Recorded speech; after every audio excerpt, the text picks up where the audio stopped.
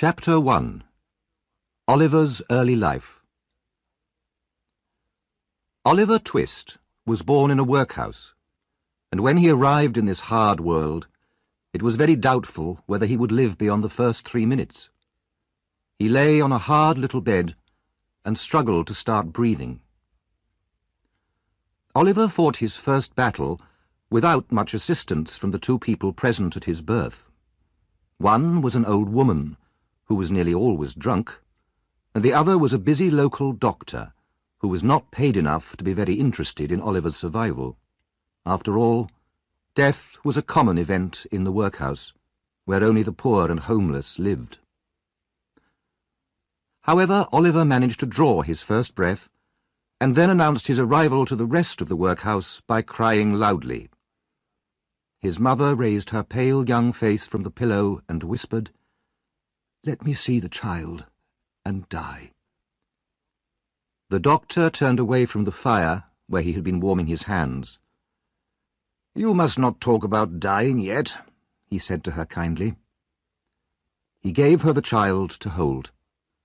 Lovingly, she kissed the baby on its forehead with her cold white lips, then stared wildly around the room, fell back, and died. "Poor dear," said the nurse, hurriedly putting a green glass bottle back in the pocket of her long skirt. The doctor began to put on his coat.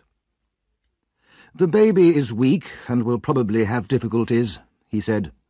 "If so, give it a little milk to keep it quiet." Then he looked at the dead woman. "The mother was a good-looking girl. Where did she come from?" "She was brought here last night," replied the old woman. "She was found lying in the street. She'd walked some distance, judging by her shoes, which were worn to pieces.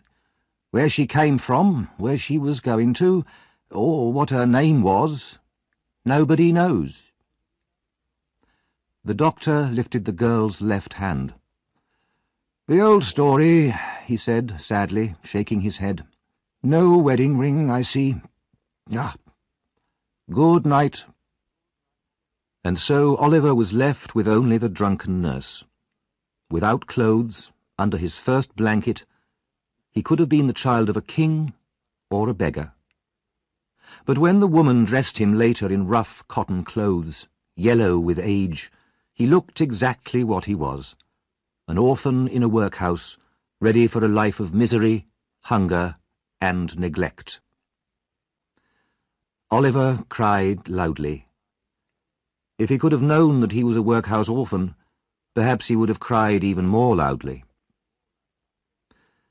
There was no one to look after the baby in the workhouse, so Oliver was sent to a special baby farm nearby. There, he and 30 other children rolled around the floor all day without the inconvenience of too much food or too much clothing. Mrs. Mann, the old woman who looked after them, was very experienced. She knew what was good for children, and a full stomach was very dangerous to their health. She also knew what was good for herself, so she kept for her own use the money that she was given for the children's food. The board responsible for the orphans sometimes checked on the health of the children, but they always sent the beadle, a kind of local policeman, to announce their visit the day before. So whenever the board arrived, of course, the children were always neat and clean. This was the way Oliver was brought up. Consequently, at the age of 9, he was a pale, thin child and short for his age. But despite frequent beatings by Mrs. Mann, his spirit was strong, which was probably the reason why he managed to reach the age of 9 at all. On Oliver's 9th birthday, Mr. Bumble the beadle came to the house to see Mrs. Mann. Through the front window, Mrs. Mann saw him at the gate and turned quickly to the girl who worked with her. "Quick, take Oliver and those others upstairs to be washed," she said. Then she ran out to unlock the gate.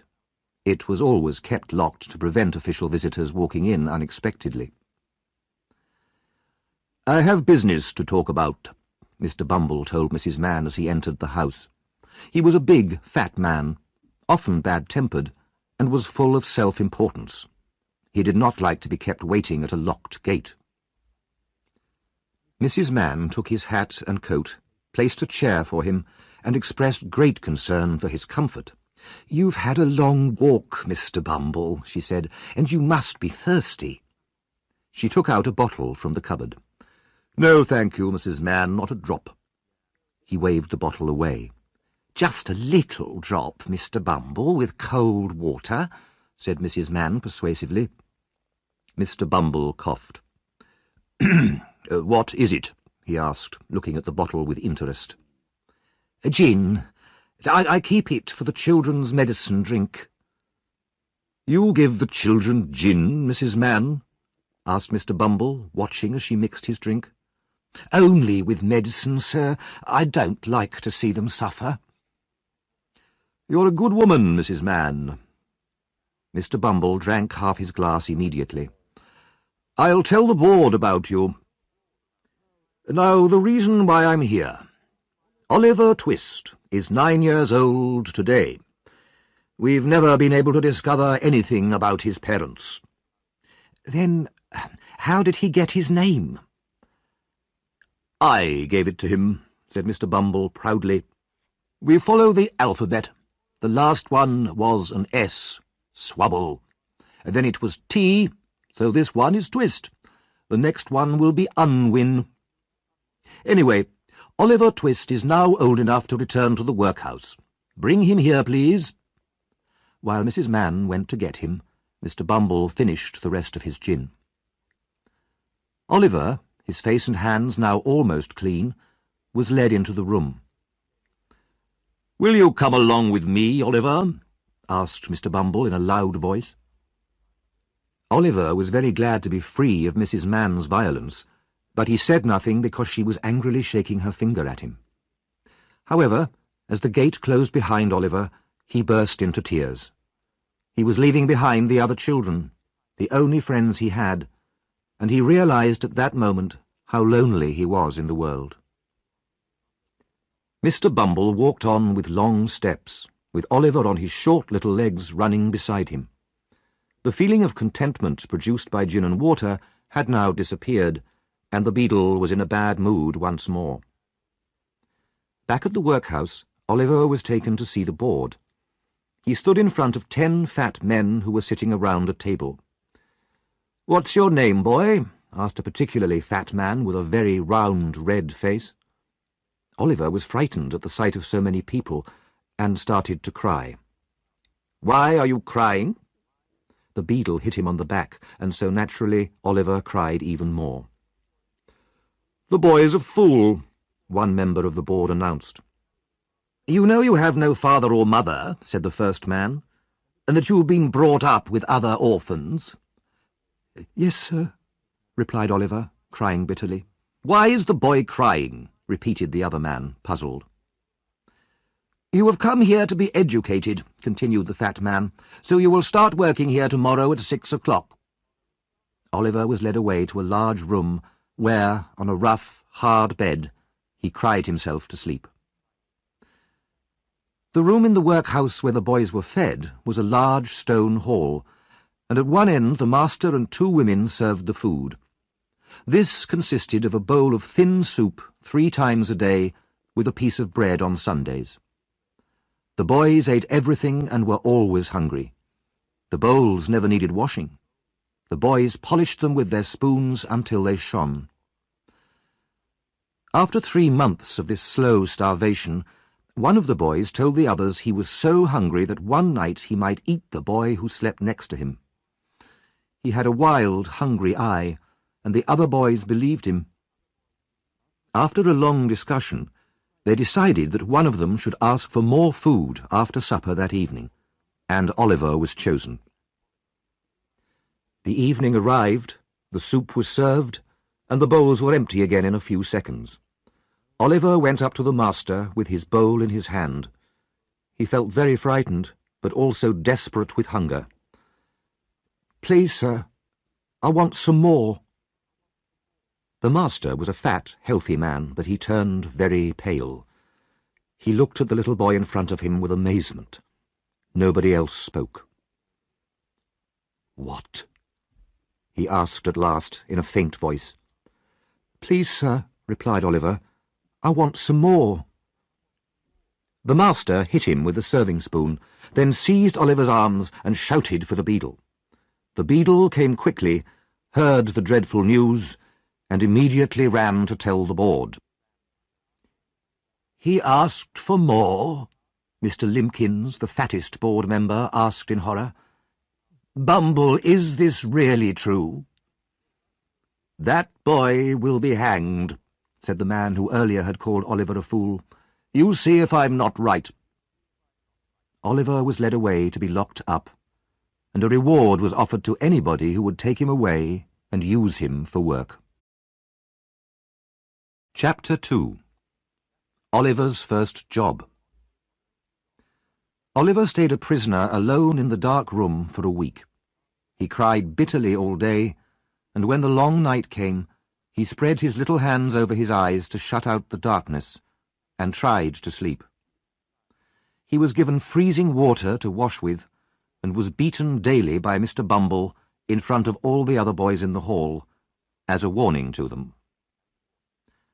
One day, Mr. Bumble met the local undertaker, Mr. Sowerberry, outside the workhouse. "Do you know anybody who wants to train a boy for work, Mr. Sowerberry?" Mr. Bumble pointed at the notice on the wall above him, which offered £5 to anybody who would take Oliver Twist for work. Mr. Sowerberry rubbed his chin and thought for a while. "I pay enough for the poor with my taxes," he said, "so why shouldn't I be able to make use of them in my work? Yes, I'll take the boy myself." And so the board agreed to send Oliver to work for the undertaker. The necessary papers were signed. Oliver's small possessions were put into a brown paper parcel, and he was led to Mr. Sowerberry's house by Mr. Bumble. As they walked along, tears began to run down Oliver's face. "What is it this time?" asked Mr. Bumble impatiently. "Don't be so ungrateful. This gentleman is going to look after you."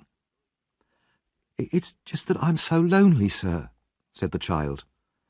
"Everybody hates me. Please don't be angry with me, sir." Even Mr. Bumble felt a little pity. He coughed, told Oliver to dry his eyes and be a good boy, and walked on with him in silence. The undertaker had just finished work for the day when Mr. Bumble entered his shop. "Here, I've brought the boy," said the beadle. Oliver bowed to the undertaker, who raised his candle to get a better view of the boy. "Mrs. Sowerberry," he called, "come and have a look." His wife, a short, thin woman with a disagreeable face, came out to see. "He's very small," she said immediately. "He is," agreed Mr. Bumble, "but he'll grow, Mrs. Sowerberry." "Yes," she said crossly, "when he eats our food. Go on, get downstairs." She pushed Oliver downstairs into a damp, dark kitchen, and called to the girl working down there. "Here, Charlotte, give this boy some meat that the dog left, if he thinks it's good enough for him." Oliver tore the meat to pieces with his teeth as if he were a wild animal. Mrs. Sowerberry watched him in silent horror, already thinking about her future food bills, then took him upstairs to the shop. "You'll sleep here among the coffins," she said. Oliver stared around the dark, airless shop at the coffins, some finished, some only half made. He trembled at the thought of ghosts. His bed was a small hole in the floor, and looked very like a grave. But it was not only the room that depressed Oliver. He felt very lonely, with no friends and no one to care for him. As he lay on the bed, he found himself wishing that it really was his grave. The next morning, he was woken up by someone kicking at the shop door. "Open the door, will you?" shouted a voice through the keyhole. "Yes, sir." "I suppose you're the new boy," said the voice through the keyhole. "How old are you?" 10, sir." "Then I'll hit you when I get in," said the voice. Oliver was experienced enough to know that the promise was probably true. He opened the door with a shaking hand, then looked up and down the street. All he could see was a large boy wearing the uniform of one of the charity schools, where the children of the very poor used to go. "Did you want a coffin?" asked Oliver innocently. The charity boy looked at him fiercely. "You'll be needing a coffin soon, workhouse, if you make jokes like that. I'm Mr. Noah Claypole, and you're working under me. Now hurry up and open the curtains." As he said this, he kicked Oliver and entered the shop. He was a big, clumsy boy of about 14, with a large head and very small eyes. Added to these attractions were a red nose and dirty yellow trousers. The boys went down to breakfast, which the girl Charlotte had made for them. She gave an extra piece of meat to Noah, then told Oliver to hurry up, as it was his job to look after the shop. "Did you hear that, workhouse?" shouted Noah. "He heard, Noah," said Charlotte. "Leave him alone." "Why?" asked Noah. "All his relations have already left him alone. His mother and father aren't going to interfere with him." Charlotte and Noah both started laughing loudly. Oliver sat alone in the corner, eating old bits of bread. Noah was a charity boy, but not a workhouse orphan. He at least knew who his parents were. But for a long time, all the local shop boys had insulted him because he wore the uniform of a charity boy. Now fortune had brought him a creature in an even lower position in society than himself. Noah intended to repay to Oliver every insult he had ever received, and to make the new boy's life a misery. After a few weeks, Mr. Sowerberry decided that he liked Oliver's appearance enough to train him in the undertaking business. Oliver's permanent expression of sadness was very suitable, the undertaker thought, for collecting dead bodies from houses and accompanying the coffins to funerals. One day, Mr. Bumble came to tell them about a woman who had died in an extremely poor part of the town, and Sowerberry and Oliver went to collect the body. They went down dirty, narrow streets, where the houses on either side were tall and large, but very old. Some of the houses were almost falling down, and had to be supported by huge blocks of wood. The area was so poor that even the dead rats in the street looked as though they had died of hunger. They found the right house, and climbed the dark stairs to a miserable little room. Some children watched them from the shadows as they entered. Something lay beneath a blanket on the floor in one corner. A man and an old woman stood near the body. Oliver was afraid to look at them. With their thin faces and sharp teeth, they looked like the rats he had seen outside. As Sowerberry began to measure the body for a coffin, the man knelt on the floor and cried out, "She starved to death, I tell you. That's why she died." He fell to the floor, and all the children behind him started to cry. Sowerberry and Oliver, their work done, left as fast as they could. They returned the next day with the coffin, and 4 men from the workhouse who were to carry it. The man and the old woman followed the coffin to the church, and waited silently by the grave for the priest to arrive. When at last he came, he hurried through the burial prayers, and as quickly as possible, it was only a job after all, the coffin was put into the ground. At this point the husband, who had not moved once during his wife's burial, not even during the long wait for the priest, suddenly fainted to the ground and had to have cold water thrown over him. "So, how did you like it, Oliver?" asked Sowerberry later as they walked home. Not very much, sir," Oliver answered truthfully. "You'll get used to it, my boy." Oliver wondered how long that would take, and remained silent all the way back to the shop, thinking about everything that he had seen and heard. Chapter 3. Oliver Goes to London. Oliver was now officially an undertaker's assistant. It was a good, sickly time of year, and coffins were selling well. Oliver gained a lot of experience in a short time, and was interested to see how brave some people were after a death in the family.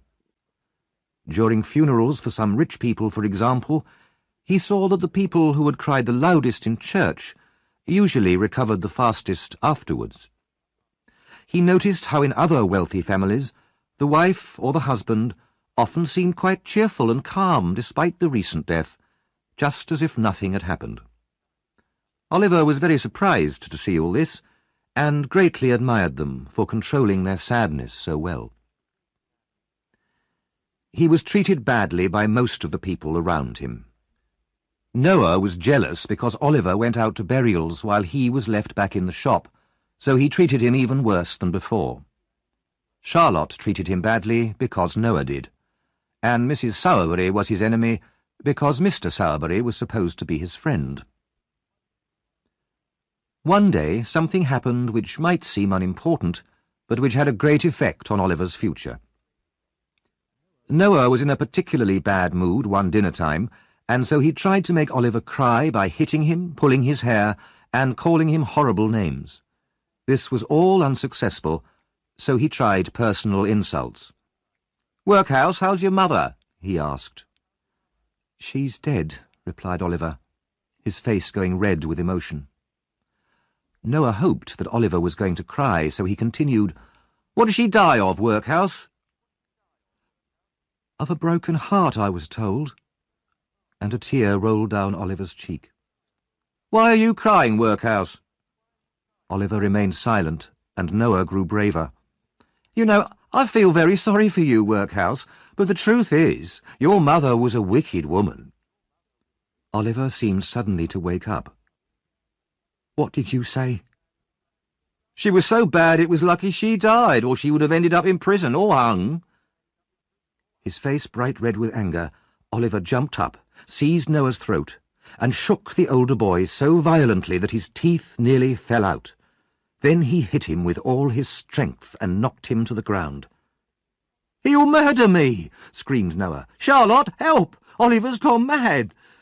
Charlotte and Mrs. Sowerbury ran in and screamed in horror. They took hold of Oliver and began to beat him. Then Noah got up and started to kick him from behind. When they were all tired, they forced Oliver, who was still fighting and shouting, into the cellar and locked it. Mrs. Sowerbury sat down, breathing heavily. "He's like a wild animal," she said. "We could all have been murdered in our beds."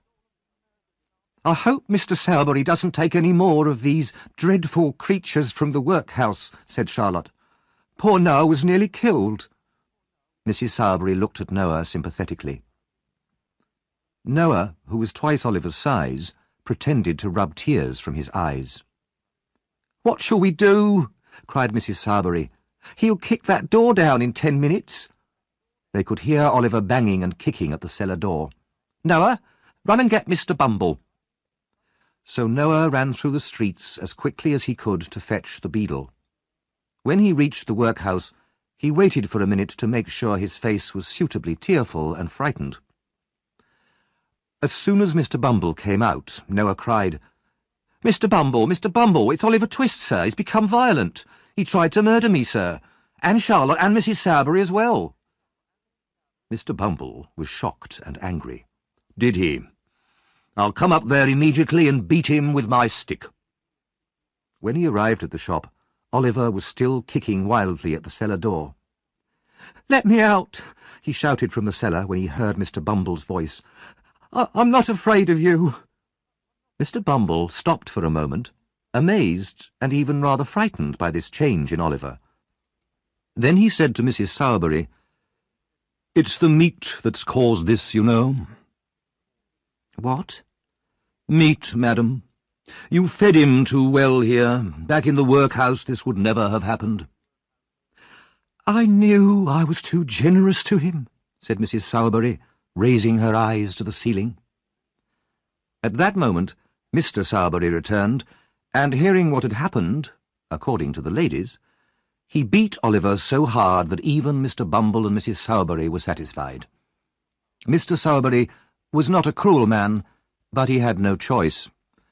He knew that if he didn't punish Oliver, his wife would never forgive him. That night, alone in the room with the coffins, Oliver cried bitter, lonely tears. He did not sleep, and very early in the morning, before anyone was awake, he quietly unlocked the shop door and left the house. He ran up the street and through the town as far as the main road, where he saw a sign that told him it was just 70 miles from there to London. The name London gave the boy an idea. That huge place. Nobody, not even Mr. Bumble, could ever find him there.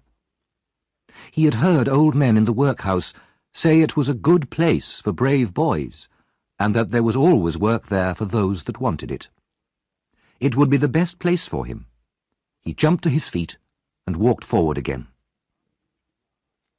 But after only 4 miles, he began to realize just how far he would have to walk. He stopped to think about it. He had a piece of bread, a rough shirt, 2 pairs of socks, and a penny. But he could not see how these would help him to get to London any faster, so he continued walking. He walked 20 miles that day. The only thing he had to eat was his piece of bread and some water which he begged from houses near the road. He slept the first night in a field, feeling lonely, tired, cold, and hungry. He was even hungrier the next morning when he woke up, and he had to buy some more bread with his penny.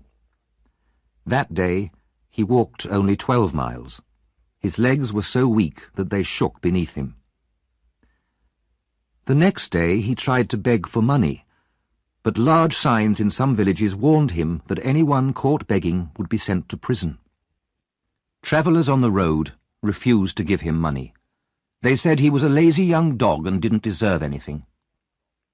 Farmers threatened to send their dogs after him. When he waited outside pubs, the pub owners chased him away because they thought he had come to steal something. Only 2 people were kind enough to feed him, an old woman and a gatekeeper on the road. If they had not given him some food, he surely would have died like his mother.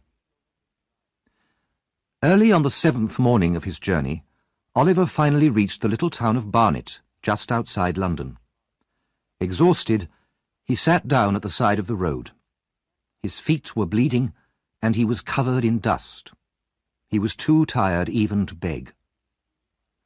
Then he noticed that a boy, who had passed him a few minutes before, had returned and was now looking at him carefully from the opposite side of the road. After a long time, the boy crossed the road and said to Oliver, "Hello, what's the matter then?" The boy was about Oliver's age, but was one of the strangest-looking people he had ever seen. He had a dirty, ordinary boy's face, but he behaved as if he were an adult. He was short for his age and had little, sharp, ugly eyes. His hat was stuck on top of his head, but it looked as though it would blow off at any minute. He wore a man's coat which reached almost down to his feet, with sleeves so long that his hands were completely covered. "I'm very tired and hungry," answered Oliver, almost crying. "I've been walking for a week." "A week? The magistrate's order, was it?" "The magistrate? What's that?" "A magistrate's a kind of judge," explained the surprised young gentleman. He realized Oliver did not have much experience of the world. "Never mind that. You want some food," he went on. "I haven't got much money, but don't worry. I'll pay." The boy helped Oliver to his feet and took him to a pub. Meat, bread and beer were placed before Oliver, and his new friend urged him to satisfy his hunger. While Oliver was eating, the strange boy looked at him from time to time with great attention. "Going to London?" he asked him finally. "Yes." "Got anywhere to live?" "No." "Money?" "No." The strange boy whistled and put his arms into his pockets as far as the big coat sleeves would allow him. "I suppose you want to sleep somewhere tonight, don't you?" "I do," replied Oliver. "I haven't slept under a roof since I started my journey." "Well, don't worry. I've got to be in London tonight, and I know a very nice old gentleman there who'll let you live in his place and not even ask you for money." Oliver was deeply grateful for this offer of shelter, and talked for a long time with his new friend. His name was Jack Dawkins, but he was usually called the Artful Dodger. Artful because he was very clever at getting what he wanted, and Dodger because he was very good at not getting caught when he did something wrong.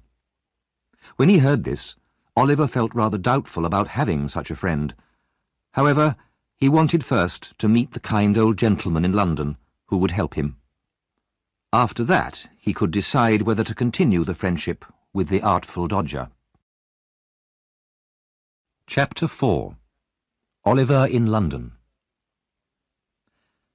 For some reason, the Dodger did not want to enter London during daylight, so it was nearly 11 o'clock at night when they got near the centre. Oliver had never seen a dirtier or more miserable place.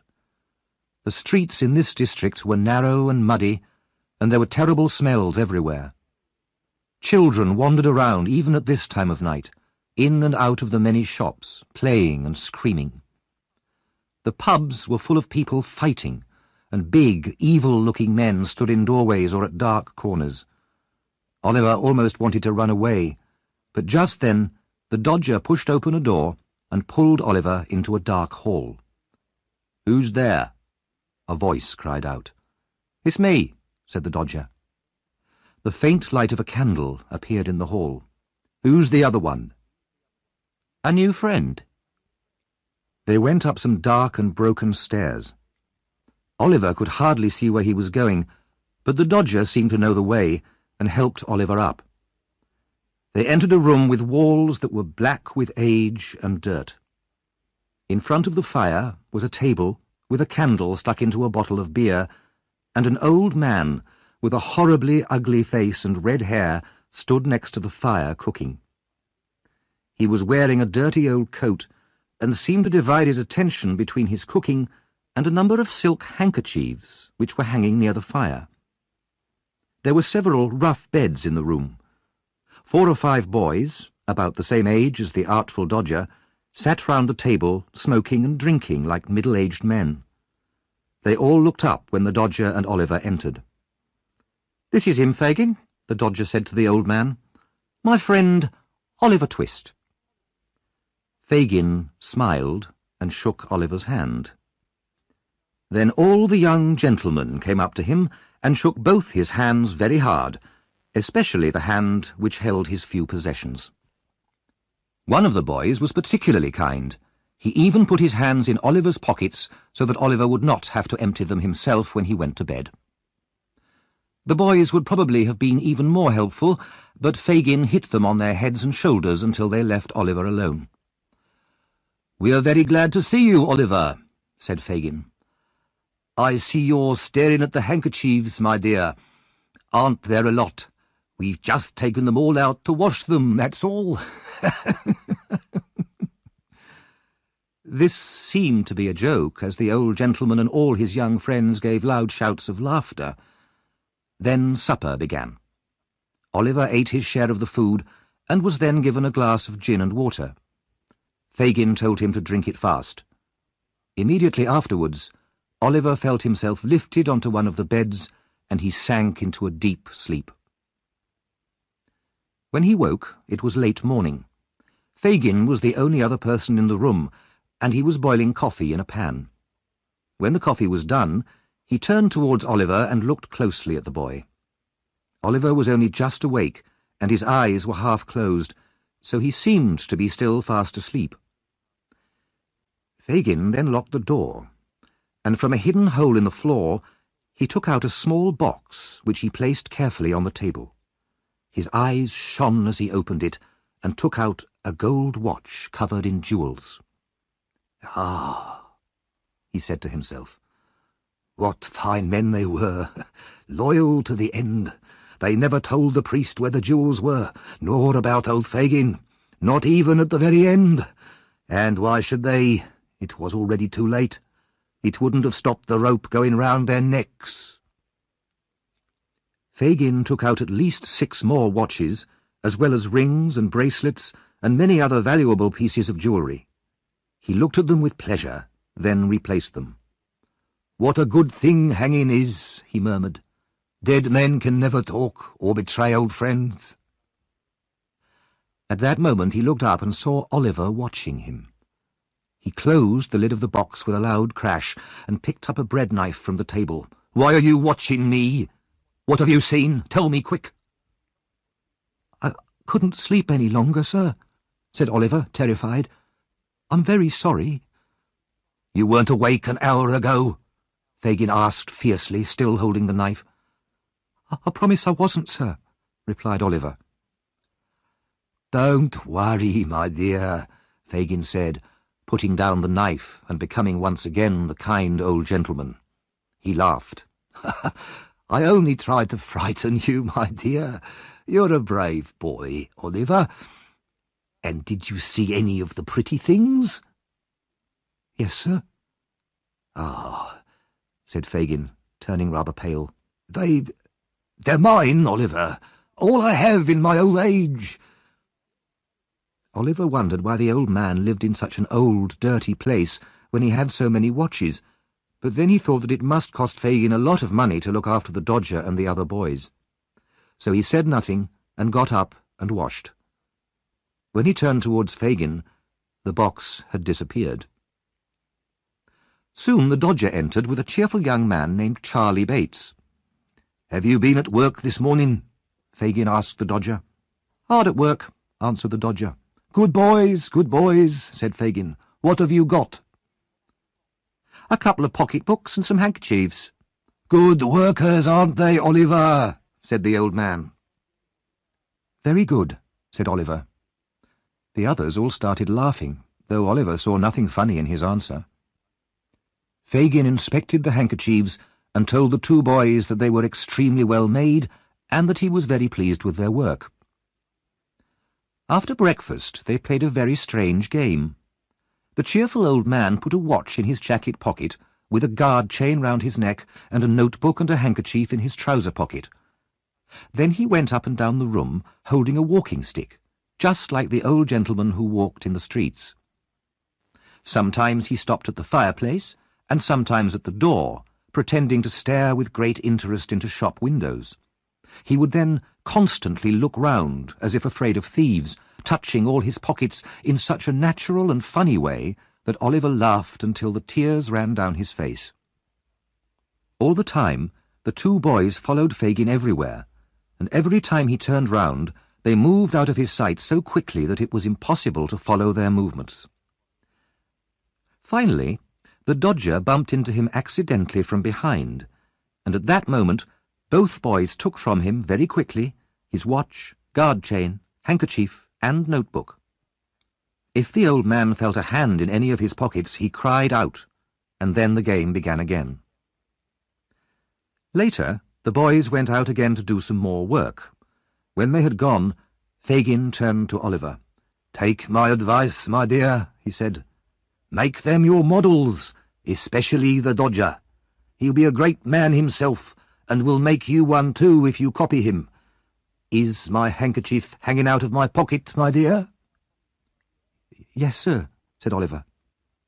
"See if you can take it out without my feeling it, just as you saw them doing it when we were playing." Oliver held up the bottom of the pocket with one hand, as he had seen the Dodger hold it, and pulled the handkerchief lightly out of it with the other. "Has it gone?" asked Fagin. "Here it is, sir," said Oliver, showing it in his hand. "You're a clever boy, my dear," said the old gentleman, putting his hand on Oliver's head. "I've never seen a quicker boy. If you go on like this, you'll be the greatest man in London. Now come here, and I'll show you how to take the marks out of handkerchiefs." Oliver wondered what the connection was between playing at stealing from the old gentleman's pocket and becoming a great man, but he followed him quietly to the table and was soon deeply involved in his new study.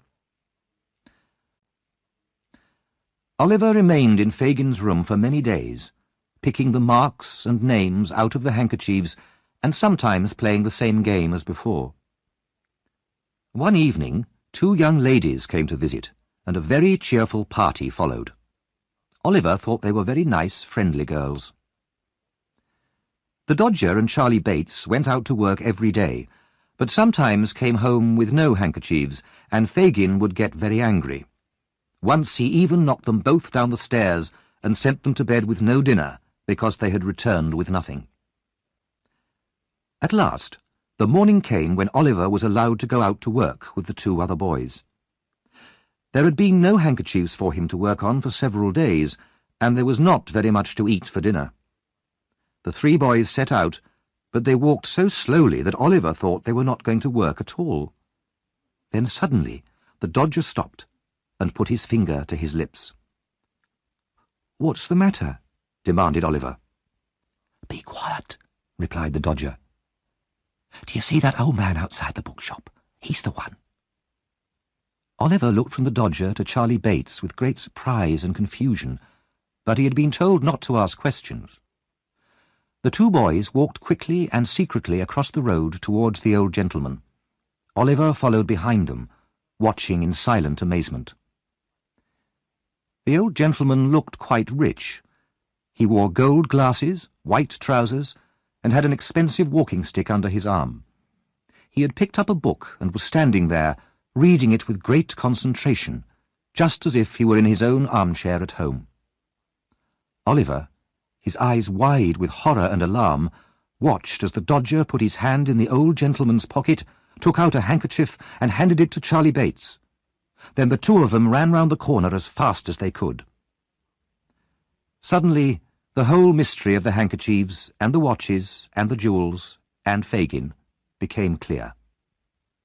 Oliver stood for a moment in terror, the blood rushing through him until he felt he was on fire. Then, confused and frightened, he started to run. At the same time, the old gentleman, putting his hand to his pocket and realizing his handkerchief was missing, turned round. He saw Oliver running away, so he naturally thought Oliver was the thief. With loud cries of "Stop, thief!" he ran after Oliver with the book still in his hand. The old gentleman was not the only one who started shouting. The Dodger and Charlie Bates, not wanting to attract attention to themselves by running down the street, had stopped round the first corner. When they realized what was happening, they also shouted, "Stop, thief!" and joined in the chase like good citizens. The cry of "Stop, thief!" always causes great excitement. Everybody in the street stopped what they were doing and began to shout themselves. Many joined in the chase with enthusiasm, and soon there was a big crowd running after Oliver. Finally they caught the exhausted boy. He fell down on the pavement, and the crowd gathered round him. "Is this the boy?" they asked the old gentleman. "Yes," he answered, leaning over Oliver, "but I'm afraid he's hurt himself." "I did that," said a huge young man proudly, "and I hurt my hand doing it." The old gentleman looked at him with an expression of dislike. Oliver lay on the ground, covered with mud and dust and bleeding from the mouth, and looked wildly at all the faces surrounding him. At that moment a policeman arrived and took Oliver by the collar. "Come on, get up," he said roughly. "It wasn't me, sir," said Oliver, looking round. "It was two other boys. They're here somewhere." "Oh, no, they aren't," replied the policeman. In fact, he was right, as the Dodger and Charlie had quietly disappeared as soon as the crowd had caught Oliver. "Come on, get up." "Don't hurt him," said the old gentleman. "I won't," said the policeman, tearing Oliver's jacket half off his back as he lifted him up. The three of them started walking, followed by the excited crowd. Chapter 5. Oliver's life changes. Oliver was taken to the nearest police station. The officer at the gate looked at the boy. "Another young thief, eh?" He turned to the old gentleman. "Are you the person who was robbed, sir?" "Yes, I am," replied the old gentleman, "but I'm not sure that this boy actually took the handkerchief. I don't really want to take him to court." "Too late. He must go before the magistrate now." Oliver was locked in a small stone cell which was disgustingly dirty and smelly. As the key turned in the lock, the old gentleman said to himself thoughtfully, "There's something in that boy's face. He could be innocent. Have I seen someone like him before?" After thinking about this for a few minutes, he said, "No, it must be imagination." He sighed unhappily and began reading the book again. Some time later, the officer touched his shoulder and told him that the court was ready. A magistrate was a judge who dealt with small crimes in local courts, and the magistrate for this district was well known. His name was Mr. Fang, and he was a disagreeable, bad-tempered man. Today, he was in a particularly bad mood. He frowned angrily at the old gentleman and asked sharply, "Who are you?" "My name, sir, is Brownlow." "Officer, what is this man charged with?" "He's not charged, sir," answered the officer. "He's accusing the boy." The magistrate looked at Mr. Brownlow from head to foot. "And what have you got to say?" Mr. Brownlow began to explain. "I was standing outside a bookshop—" "Be quiet, sir," shouted Mr. Fang. "Policeman? Now, you arrested the boy. What happened?" The policeman told the magistrate what he had heard and how he had searched Oliver afterwards and found nothing. "Are there any witnesses?" asked the magistrate. "None," answered the policeman. Mr. Fang then turned to Mr. Brownlow and angrily told him to describe what had happened. Mr. Brownlow explained that he had run after the boy only because he saw him running away. He did not think that the boy was the actual thief, and he hoped that the boy would not be punished. "He's been hurt already," he added, "and now I'm afraid he's very ill." "I don't believe that for a moment," said Mr. Fang unpleasantly. He turned to Oliver. "Come now, don't try any clever tricks with me. What's your name?" he demanded. Oliver tried to reply, but he was too weak to speak. He was deadly pale, and he felt the room spinning round him. At last he managed to whisper a request for water, but the magistrate refused angrily. Suddenly, Oliver fainted and fell to the floor. Mr. Fang stared at him angrily. "Guilty, 3 months' prison," he said immediately. "Let him lie there. He'll soon be tired of that." Mr. Fang stood up. "This court is now closed." At that moment, a man in an old black coat rushed in. "Stop!" he shouted. "Don't take the boy away. I saw it all. I'm the bookshop owner." Mr. Fang's face was black with anger at this unexpected interruption, but the bookshop owner demanded to be heard. He described exactly what had really happened. He had seen 2 boys steal the handkerchief and then run away, leaving Oliver to be arrested. In a final burst of bad temper, Mr. Fang said that his time had been wasted. He announced that Oliver was innocent and ordered everybody out of the court. The order was obeyed, and as Mr. Brownlow turned to go down the street, he saw Oliver lying on the pavement, shaking, his face as white as death. Poor boy," said Mr. Brownlow, bending over him. He called a coach quickly, laid Oliver on the seat, and drove away. The coach stopped at a neat house in a quiet, shady street in North London. Oliver was gently carried into a bed and received more care and kindness than he had ever had in his life. But he had a fever, and for many days he lay there unconscious. When he eventually awoke, weak, thin and pale, he looked anxiously around the room. "What room is this? Where am I?" he said. "This is not the place I fell asleep in." Mrs. Bedwin, the motherly old housekeeper, heard his words and instantly came to him. "Hush! Be quiet, my dear, or you'll be ill again. Lie down." He lay down and woke up again much later. After a while, he was able to sit up in a chair, although he was still too weak to walk. In this new position, he could see a picture of a woman hanging on the wall opposite. "Who is that, madam?" he asked the old housekeeper. "I don't know, my dear. Do you like it?" "The eyes look so sad, and they seem to be staring at me, as if the person was alive and wanted to speak to me but couldn't." "You're weak and nervous after your illness," Mrs. Bedwin said kindly. "Don't worry about things like that." Later that day, Mr. Brownlow came in, having heard that the boy was a little better at last. He was delighted to see that Oliver could sit up, but when he saw Oliver's face clearly, Mr. Brownlow stared hard at him.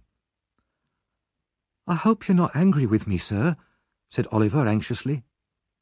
"No, no, not in the least," he replied. Then he turned to the housekeeper. "But look, Mrs. Pedwin, look there." He pointed to the picture of the woman above Oliver's head, and then to the boy's face. It was a living copy of the picture. Even the expression was the same. Oliver did not understand what was happening. He was so alarmed by Mr. Brownlow's excitement that he fainted once more. The Dodger and Charlie Bates had left the crowd which was chasing Oliver as soon as they could. They went back to their house through the narrow streets, using a complicated route in case anyone was following them. Once they were safely away from other people, Charlie Bates rolled on the ground and laughed and laughed. "When I saw Oliver running away so fast round all the corners, bumping into walls, and all the time I had the handkerchief in my pocket." "But what will Fagin say?" asked the Dodger. "What do you mean?" The Dodger said nothing more, but led Charlie Bates into the house and up the stairs. When Fagin saw them enter, he rose to his feet. "Where's Oliver?" he asked them furiously. The two boys looked uneasily at each other, but said nothing. Fagin took hold of the Dodger's collar and shook him violently. "Tell me, or I'll kill you." The Dodger slid out of his coat in one smooth movement, leaving Fagin holding only the empty coat. "The police have got him," he said reluctantly. He looked round for a weapon to fight with, but Fagin already had a heavy metal pot in his hand. He threw it hard at the Dodger, but missed and hit Charlie Bates, who started to shout with fear. Suddenly, all this noise and confusion was silenced by a deep voice at the door. "What the devil's going on here?" the voice demanded. The owner of the voice was a big man of about 35 in a black coat and very dirty trousers, with a brown hat on his head and a dirty handkerchief around his neck. He also had a 3-day-old beard. A white dog with torn ears followed him into the room. The man kicked the dog into a corner and looked round at the signs of battle. "Are they trying to murder you, Fagin? I would if I was them. I'd have done it long ago. Now give me some beer and don't poison it." It was said as a joke, but if the man had seen the evil look on Fagin's face, he might have thought the warning was a necessary one. Fagin produced some beer, and as the fight appeared to be over, everybody sat down. In the conversation that followed, Fagin told the newcomer that Oliver had been caught by the police. "I'm afraid, Mr. Sykes," he said, "the boy may say something which will get us into trouble." "Very likely," said Bill Sykes, smiling unkindly. "You've got problems, Fagin."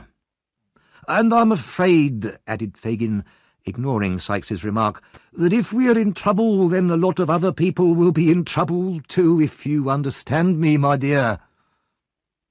Sykes turned angrily towards the old man. There was a silence. Then Sykes said, "Somebody must find out what's happened. If he hasn't said anything yet, we must catch him when he leaves the police station." Fagin nodded. But there was a difficulty. None of them wanted to go anywhere near a police station. The problem was solved with the arrival of the two young ladies whom Oliver had met one evening in Fagin's house. "Nancy, my dear," Fagin said. He smiled sweetly at one of the young ladies. "Can you go to find out what's happened to Oliver?" The young lady answered calmly, "No, I won't." "You're the only one here that the police in this district don't know," said Sykes. "She'll go, Fagin." "No," repeated Nancy. "Yes, she will, Fagin." Sykes was right. With a mixture of threats and promises, he soon persuaded Nancy to go. She set off at once, and at the police station pretended to be a shy, frightened girl. "Is my poor little brother Oliver here?" she asked the officer with the keys. "He's not here," the officer replied. "The gentleman's got him."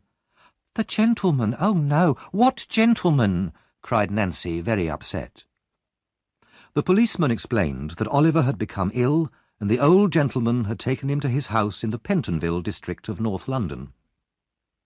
Nancy, still looking terribly upset, left the station and hurried back to Fagin's house with this news.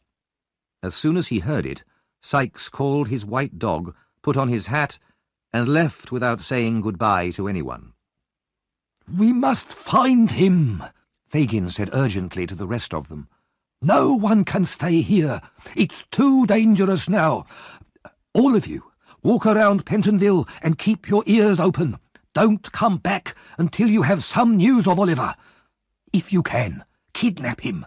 We've got to keep him quiet before he starts talking about us to his new friends." With these words, he pushed them all from his room and double-locked the door behind them.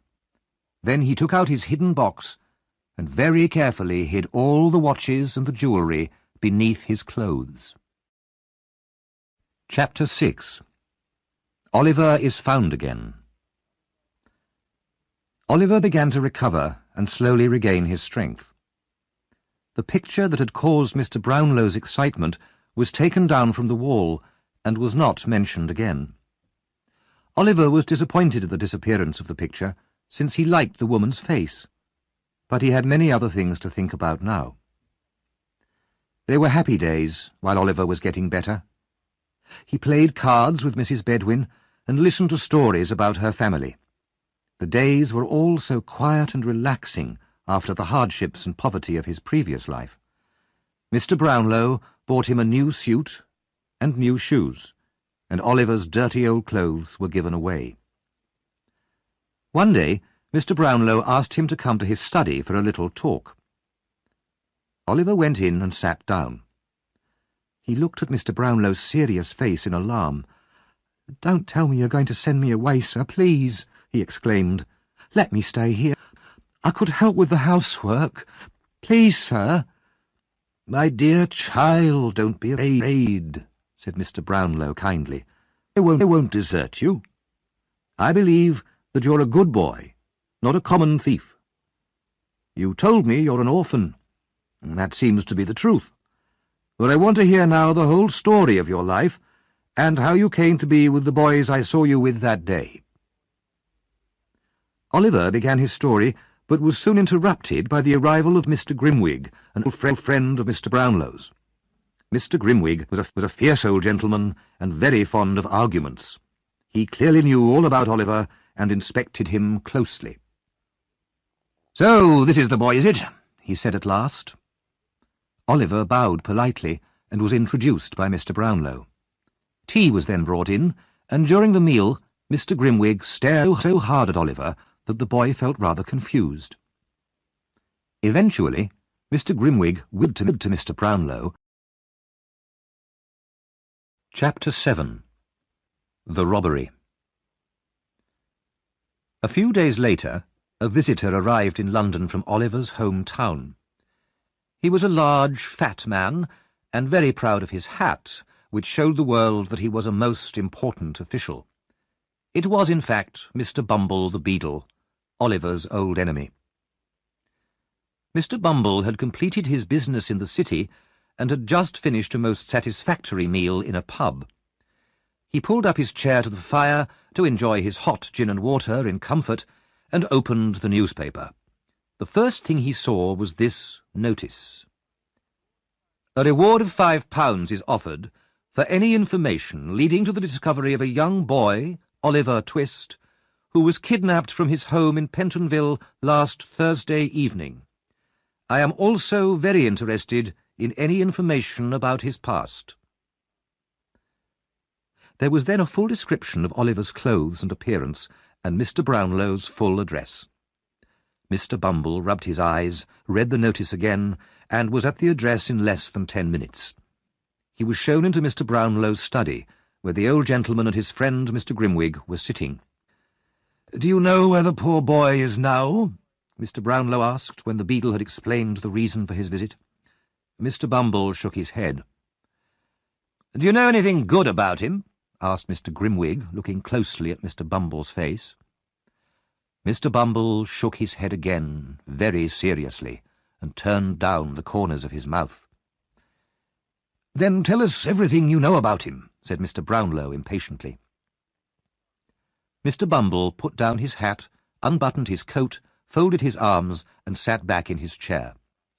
He spoke in his most important and official voice, and talked for 20 minutes. His listeners heard all the details of Oliver's illegitimate birth, and how generously he had been treated as a workhouse orphan. They heard how he had always been an ungrateful and dangerous child, violently attacking another boy, and finally running away from the house where he had been working. The old gentleman shook his head sadly and gave Mr. Bumble the £5. "I would have been happy to give you 3 times the amount if your story had proved that the boy was good." If Mr. Bumble had known this earlier, he might have told a different story, but now it was too late, so he took the money and left. Mr. Brownlow walked up and down his room for several minutes, deep in thought. He rang the bell for Mrs. Bedwin, his housekeeper, and told her what he had heard. "I don't believe it," she said, with great certainty. "I was right," said Mr. Grimwig with satisfaction. "You should have listened to what I said." Mr. Brownlow said angrily, "Never let me hear the boy's name again. Never. Remember that, Mrs. Bedwin." There were sad hearts at Mr. Brownlow's house that night. Meanwhile, in another part of London, Oliver remained a prisoner. Fagin had told Oliver how ungrateful he had been to run away. He had told him that he would have died of hunger without Fagin's kindness. He went on to tell Oliver the story of another young boy who had gone to the police to tell them about the gang, but who had finally been hanged one morning for being a thief. Fagin described the hanging in terrifying detail, and said that he hoped he would never have to tell the police about Oliver, and see Oliver with a rope around his neck. Oliver felt his blood turn cold. He remained locked in a room for many days, seeing nobody between early morning and midnight. He spent his time thinking sadly about his friends in Pentonville.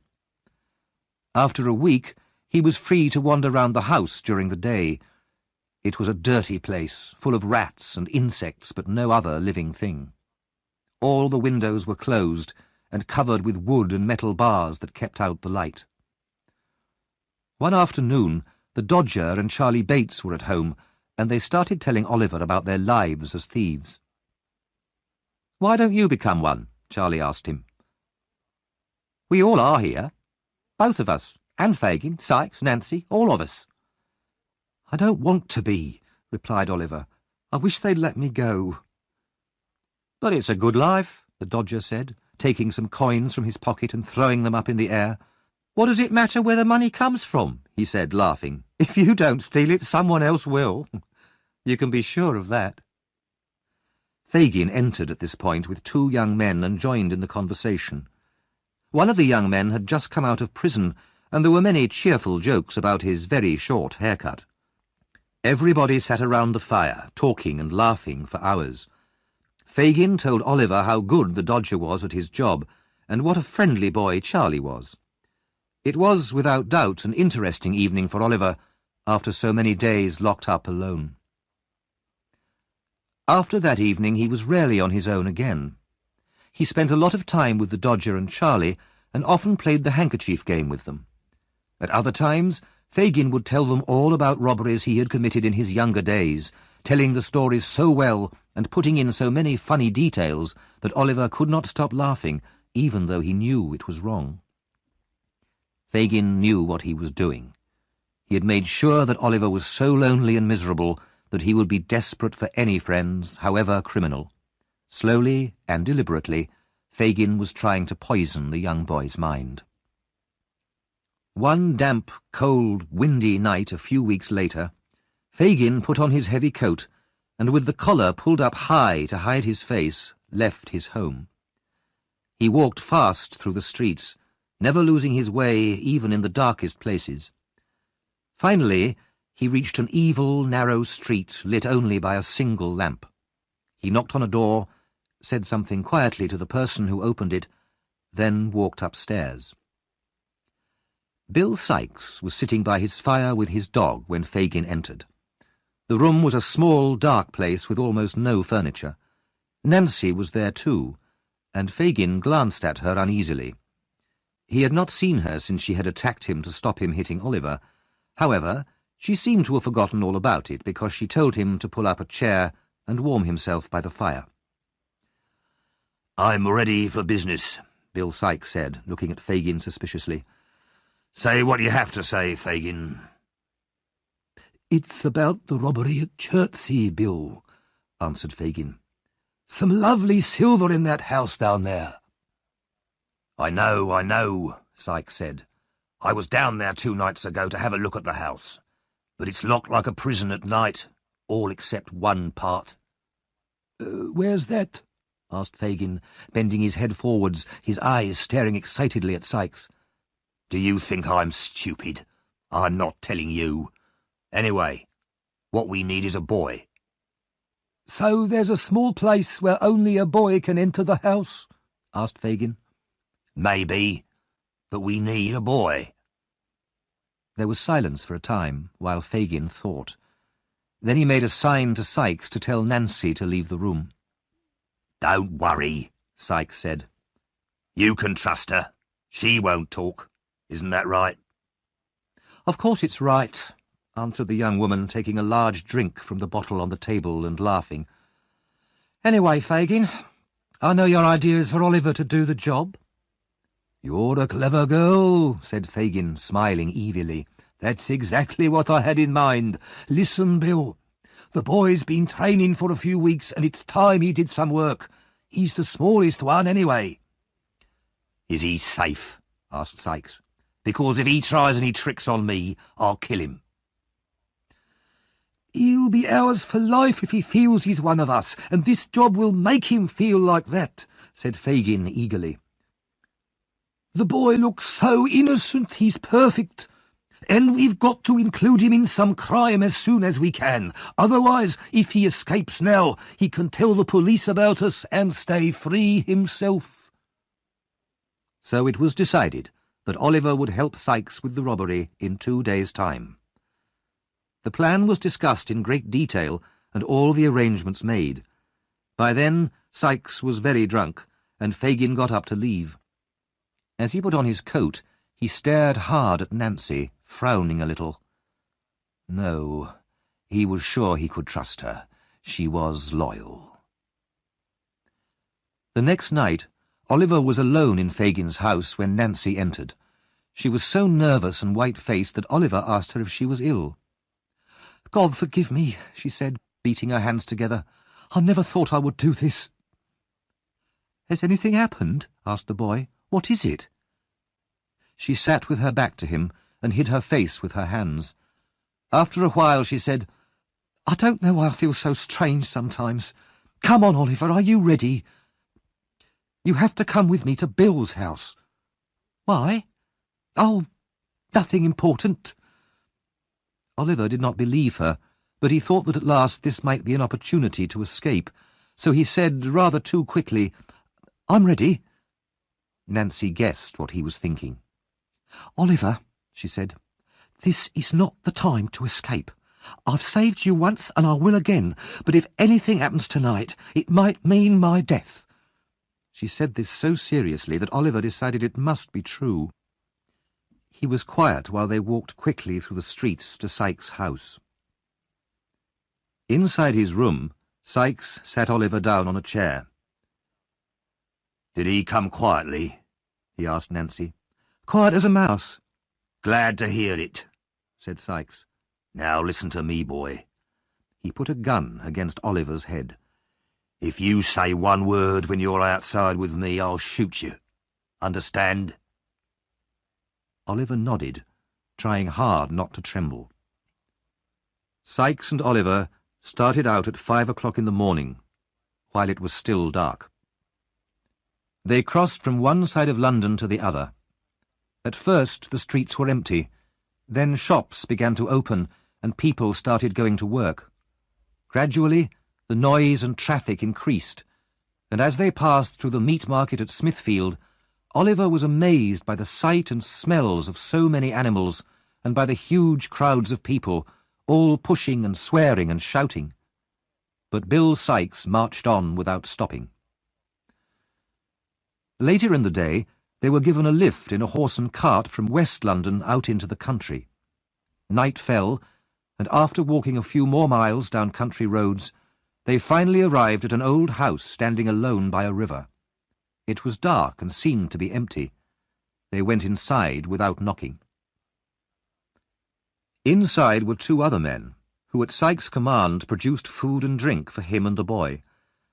Then Sikes told Oliver to get some sleep, as they would be going out again later that night. Oliver still had no idea of the purpose of this expedition, but his head ached with tiredness, and he soon fell asleep. At 1:30, the men got up and checked their equipment, gathering several sticks as well. Sikes and the man called Toby left the house together, with Oliver walking between them. There was now a thick fog, and the night was very still as they hurried through the deserted streets of the nearby town.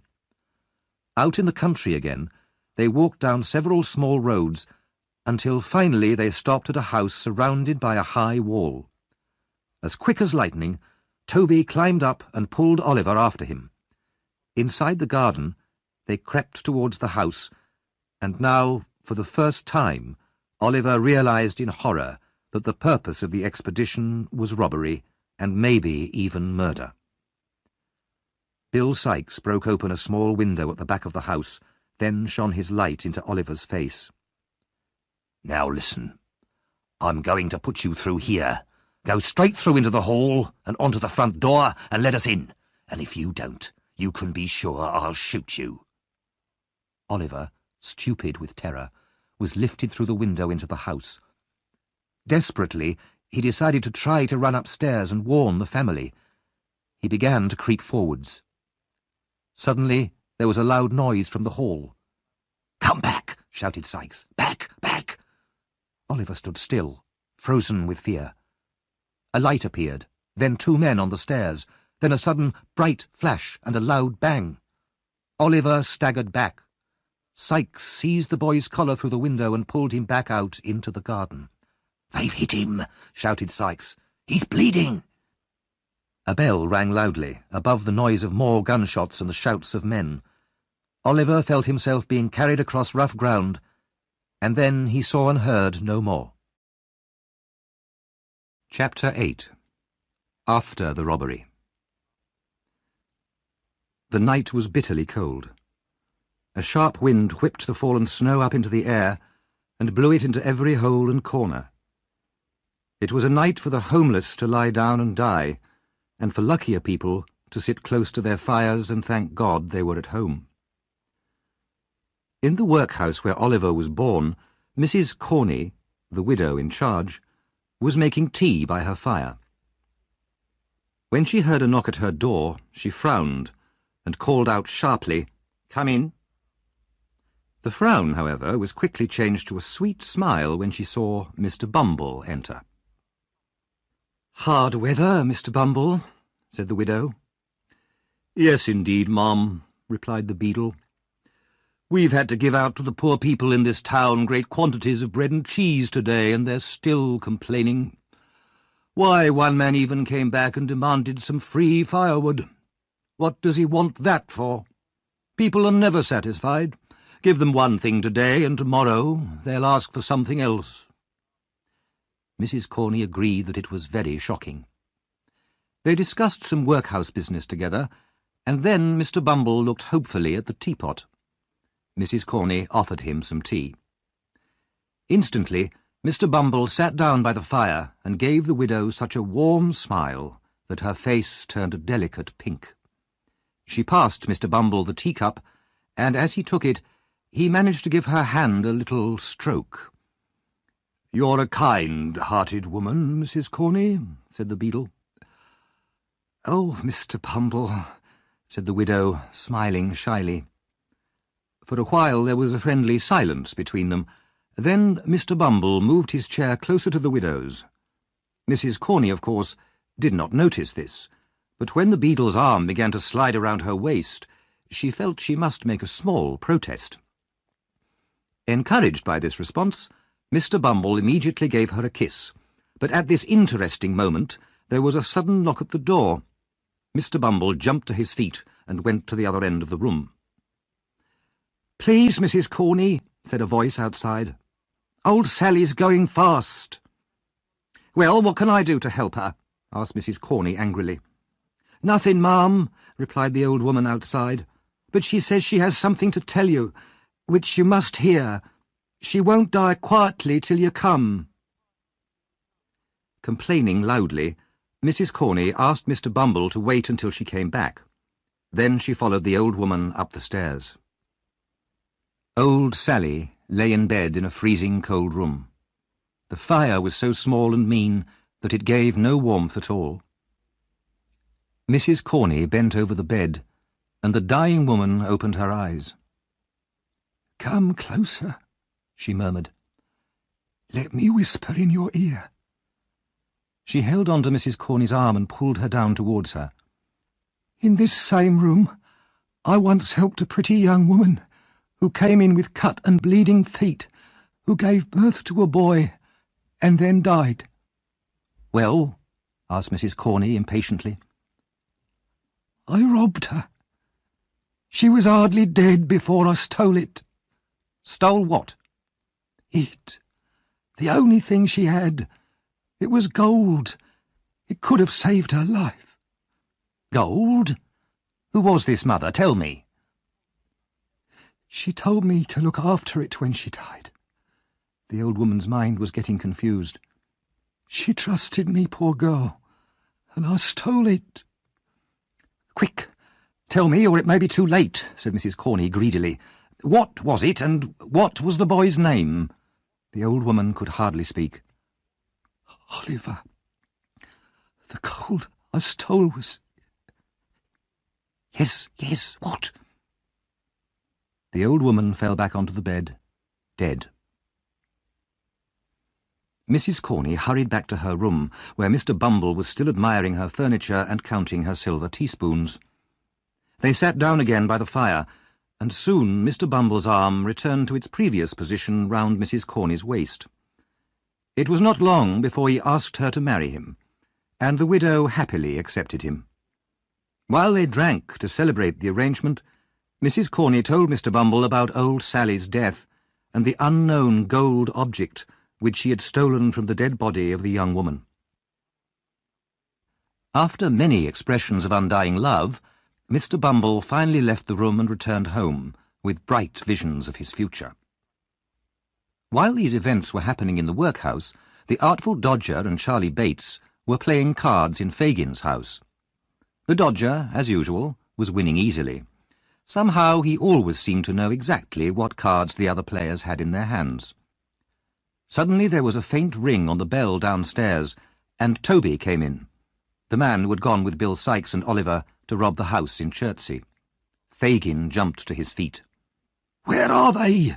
he screamed. "Sikes and the boy, where are they hiding?" "We failed," said the robber. "What happened?" "They fired and hit the boy.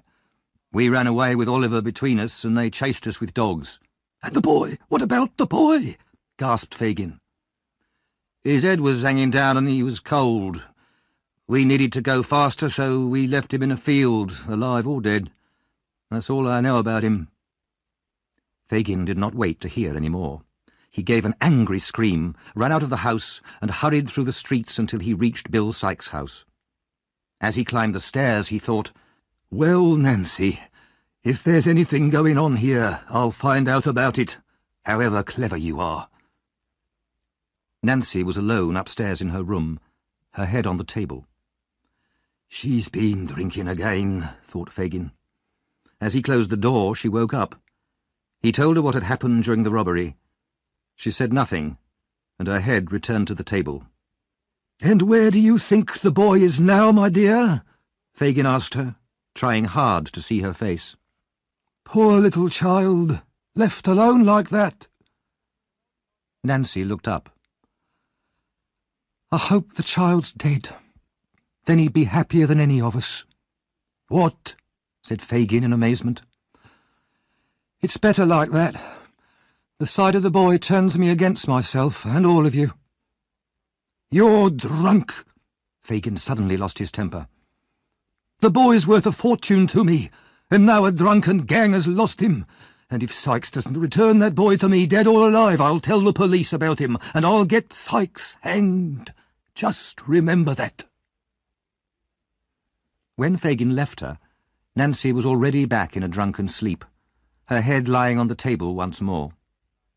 Fagin went out into the blackness of the night and walked home. He had reached the corner of his street and was searching in his pocket for his key when a dark figure came out of the shadows and crossed the road towards him. "I've been waiting here for 2 hours, Fagin," said the stranger. "Where have you been?" On your business, my dear, said Fagin, glancing at him uneasily. "We'd better talk inside."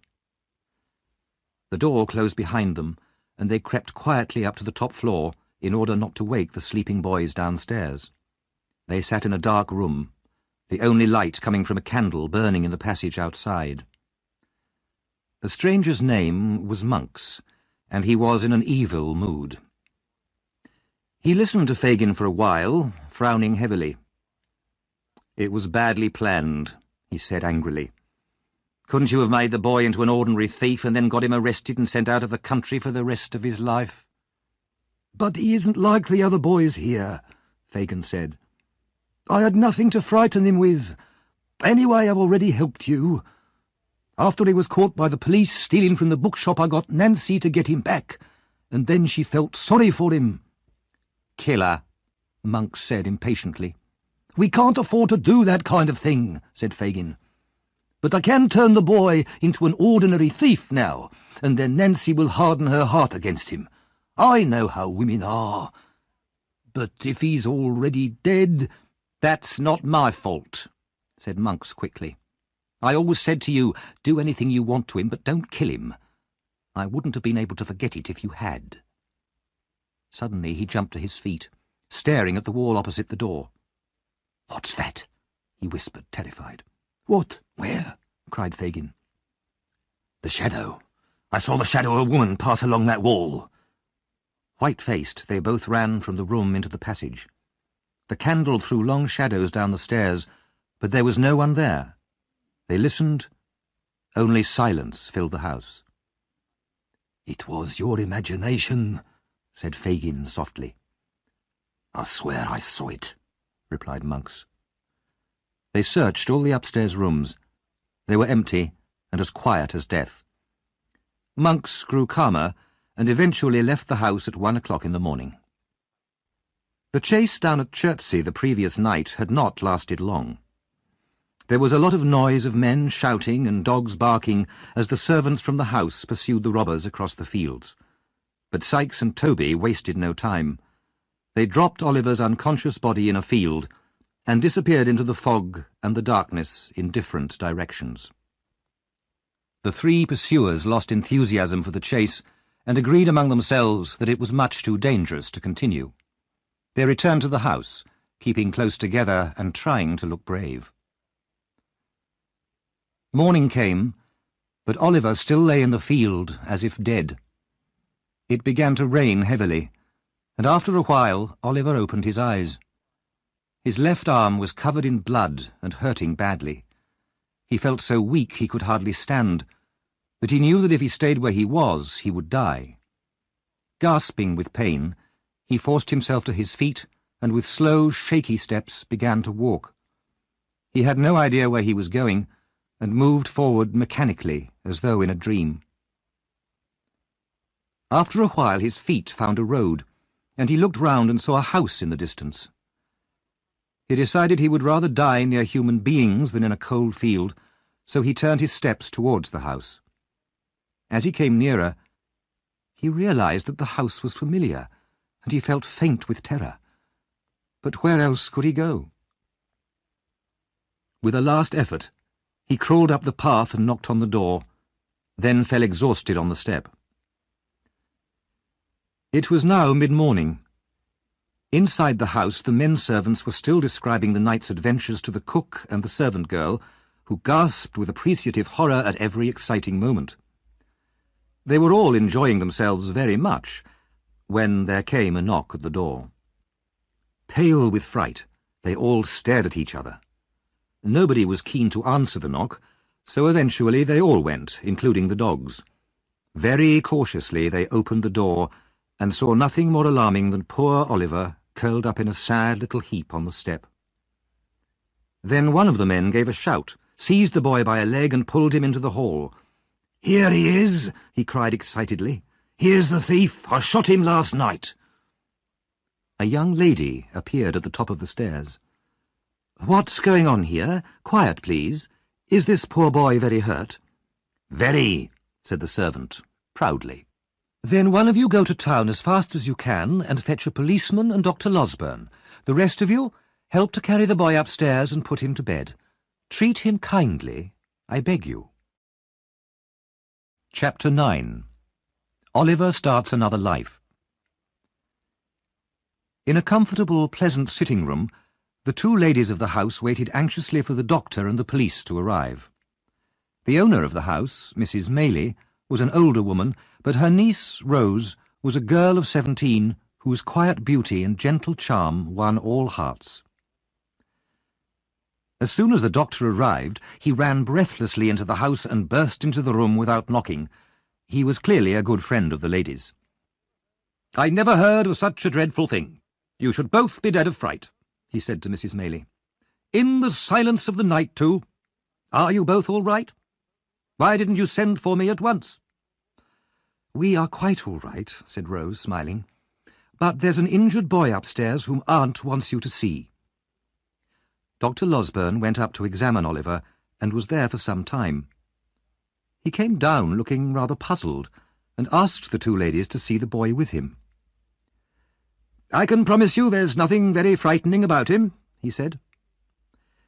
Instead of the evil-looking robber they expected to see, the two ladies found only a pale, thin child lying peacefully asleep. He looked so innocent that Mrs. Maylie said, "This child could never have been in a gang of robbers." "It certainly seems strange," agreed the doctor, "but wickedness can hide behind the most gentle face, you know." "But he's so young, too," cried Rose. "Can you really believe this poor boy is a criminal? Oh, Dr. Losberne and my dear aunt, I beg you both to have pity on him." Mrs. Maylie did not need persuading, and the doctor could not resist Rose's tears. He had, in fact, an extremely kind heart, which he tried to hide behind a quick, fierce manner, though this usually deceived no one. "Well, what's to be done, then?" he said quickly. "We'll have the police here at any moment, ready to take the boy away and throw him into prison." Rose begged him to think of a plan, and the doctor thought hard for a few minutes, frowning fiercely. At last he said, "I've got it," and rubbed his hands together in satisfaction. A little later, Oliver woke up and was very anxious to tell his story, although he had lost a lot of blood and was very weak. When the doctor and the ladies had heard all about his sad life, they were quite sure that they wanted to save Oliver from any unfair punishment. So Dr. Losberne went down to the kitchen to talk to the 3 servants who had surprised Sykes and Oliver during the robbery. The doctor folded his arms and gave the men a long, hard stare. "Tell me," he began, "can you be absolutely sure that the boy upstairs is the same one that was in the house last night? Well?" The doctor, usually such a friendly man, seemed so angry that the servants stared at him open-mouthed. The doctor gave them no time to think and went on fiercely, "3 men see a boy for about a second in the dark in the middle of a lot of smoke and noise. A boy comes to the same house the next day, and because one arm is injured, they think he must be the robber. Are you going to swear that this is the same boy? Well, what do you say?" he finished impatiently. The servants looked at each other in great confusion. Suddenly there was a ring at the gate. The police officers had finally arrived. Dr. Losberne gave orders that plenty of beer should be served before the officers went up to see Oliver. He also made sure that the servants had a generous amount of beer too. When the officers were finally allowed to see Oliver, Dr. Losberne said, "This is a boy who was shot this morning while walking on a farmer's property where he shouldn't have been. The servants saw him and immediately thought he must be the same boy from last night. But now they say they're sure it's not the same boy." The servants were by now so confused by beer and excitement that they were not sure of anything at all. The robbers had certainly had a boy with them, they said, but whether this boy was the same boy, well, it seemed very doubtful. The police, too, had drunk quite a lot of beer by now, and before long they were very willing to believe that Oliver was not the robber of the night before. They had their own ideas about who committed all the robberies in the area, and Oliver was unknown to them. At last the police left, and Oliver was allowed to recover in the kind care of Mrs. Maylie, Rose, and Dr. Losberne. It was several weeks before he was well enough to get out of bed, but then he quickly grew stronger, and every day told his rescuers how grateful he was. One thing, however, caused him unhappiness. He wanted to find Mr. Brownlow, the kind old man who had looked after him in London. "Mr. Brownlow would be pleased to know how happy I am now," he said. So when Dr. Losberne offered to take Oliver to London to see Mr. Brownlow, the boy was very pleased. They set out by coach one fine morning, and when they arrived in London, they went straight to Mr. Brownlow's house. Oliver's heart beat with excitement as they stopped outside. But the house was empty. They were told by the people next door that Mr. Brownlow had moved to the West Indies 6 weeks before. Oliver was very disappointed. He had thought about Mr. Brownlow so much recently, and had always hoped to find him again. But now the kind old man had moved abroad, still believing Oliver was a lying thief, and he might hold this belief until the day he died. This was a bitter disappointment to Oliver, but his new friends were still as kind to him as ever. They left the house in Chertsey and moved to a quiet cottage in the country, taking Oliver with them. Spring came, and in the fresh air, away from the noise and smoke and trouble of the city, Oliver began a new life. He went for walks with Rose and Mrs. Maylie, or Rose read to him, and he worked hard at his lessons. He felt as if he had left behind forever the world of crime and hardship and poverty. Chapter 10. Life in the Country. The weeks slipped contentedly past, and spring turned into summer. Oliver was now a strong and healthy boy, and very fond of Rose and Mrs. Maylie, as they were of him. One hot summer evening, after a walk in the country, Rose became very weak and pale, and confessed she felt ill. By the next morning she was in a dangerous fever, and Mrs. Maylie and Oliver were afraid she might die. Mrs. Maylie sent Oliver to the nearest town, 4 miles away, to post 2 express letters. One was to Dr. Losberne in Chertsey, the other to Harry Maylie, Mrs. Maylie's son. Oliver, filled with anxiety, ran as fast as he could along the country roads and across the fields until, hot and exhausted, he reached the town. He posted the letters and turned to hurry home again. As he was running past a pub in the main street, he accidentally bumped into a tall man in black coming out. The man stared at Oliver. "What the devil's this?" he said, stepping back. I'm sorry, sir. I was in a hurry and didn't see you." The man murmured angrily to himself. "Who would have thought it? Curse him. I can't get away from him." I'm sorry, sir," repeated Oliver, frightened by the man's wild, staring eyes. "The devil break your bones," the man said through his teeth. "What are you doing here?" He raised his hand and started towards Oliver with a mad look in his eyes, but fell violently to the ground, shaking and gasping in a fit. People hurried up and helped the man into the pub, while Oliver, thinking that the man was mad, ran quickly home. Mrs. Maylie and Oliver passed a sleepless night, and Rose grew steadily worse as the fever burned in her. Oliver said every prayer he had ever learnt 10 times over. Late the next day, Dr. Losberne and Harry Maylie arrived, and the house was full of worried faces and anxious whispers. But the danger passed, and by the next night Dr. Losberne was able to announce that though seriously ill, Rose would not die. Oliver cried for joy. A day or two later, Mrs. Maylie talked privately to her son. Harry was a handsome young man of about 25, with a cheerful, honest face and friendly manners. He was clearly very fond of Rose. "I know that you want to marry Rose," Mrs. Maylie told her son, "and she is the nicest person I know. But I want you to remember one thing. Her birth." "Mother, that means nothing to me," said the young man. "I love her." "I know you do, Harry, but she herself is well aware of her doubtful birth, and this might affect her answer if you ask her to marry you. I know you have ambitions to enter politics. If you marry a woman with a stain on her name, even though it's not her fault, it might spoil your chances of success in life. Society is cruel, Harry. People might use the knowledge of your wife's doubtful birth against you, and against your children too, and one day you might begin to regret your marriage." "Only a selfish man would do that, Mother," Harry answered impatiently. "No, I am quite determined. I have loved Rose for a long time, and nothing will ever change that." Mrs. Maylie sighed. "And she, I know, is very fond of you. But she herself may try to protect you and refuse an offer of marriage from you for your sake. Remember that, Harry. But now I must go back and sit with her." "Will you tell her how much I've worried about her?" asked Harry.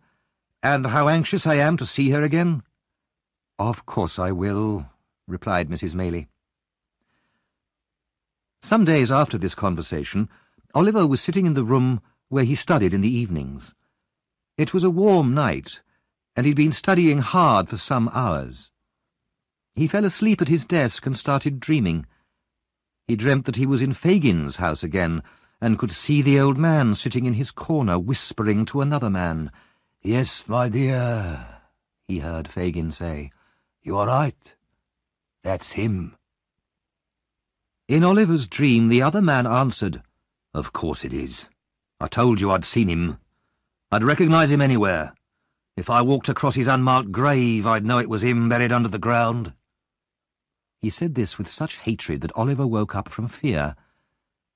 In front of him, at the open window, so near he could almost touch them, were Fagin and the strange wild man he had bumped into outside the pub in the town.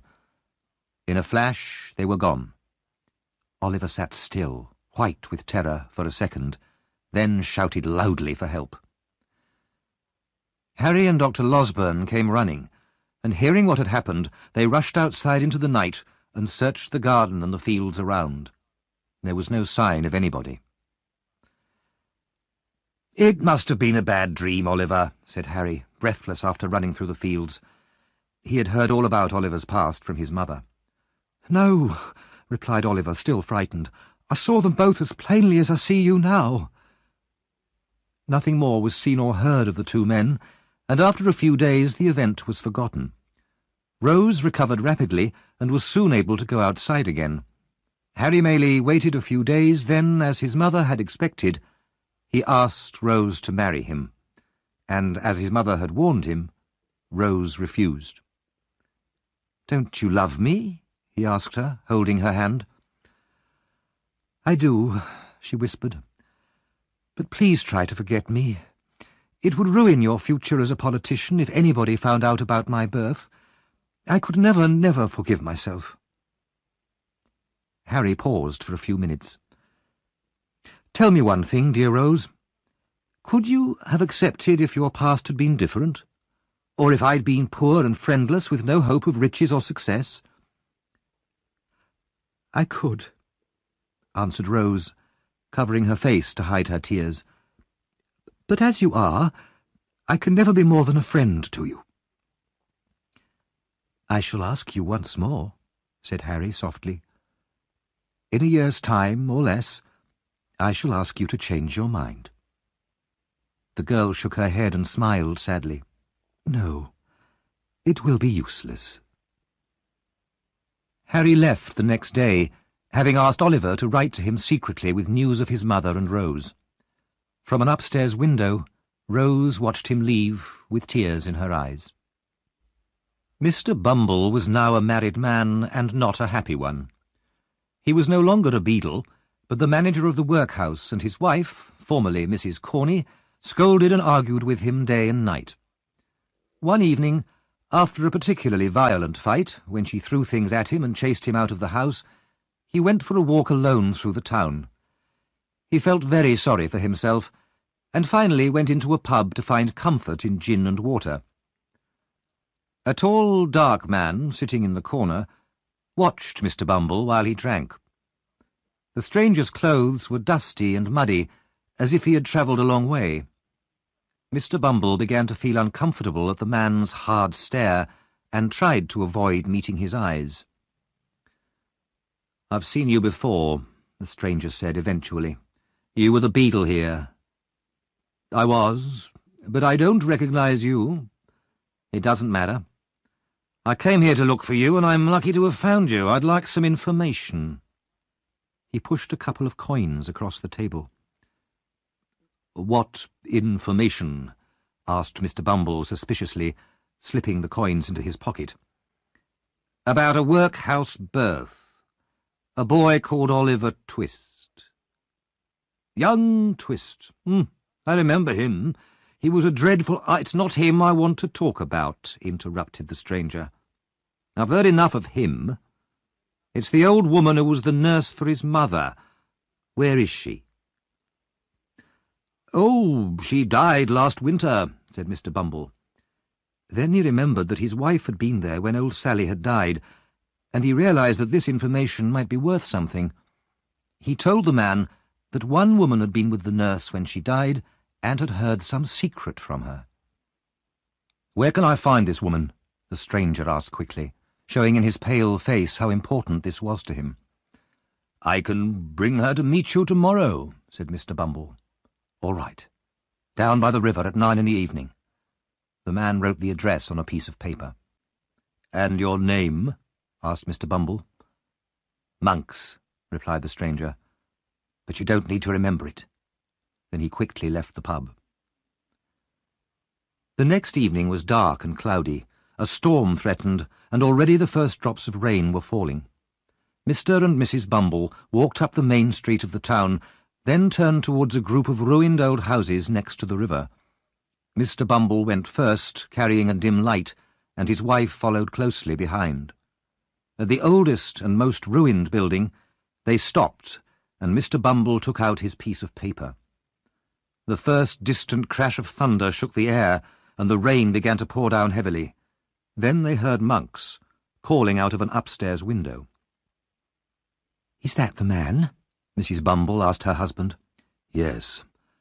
"Then be careful to say as little as you can. Don't tell him I'm your wife."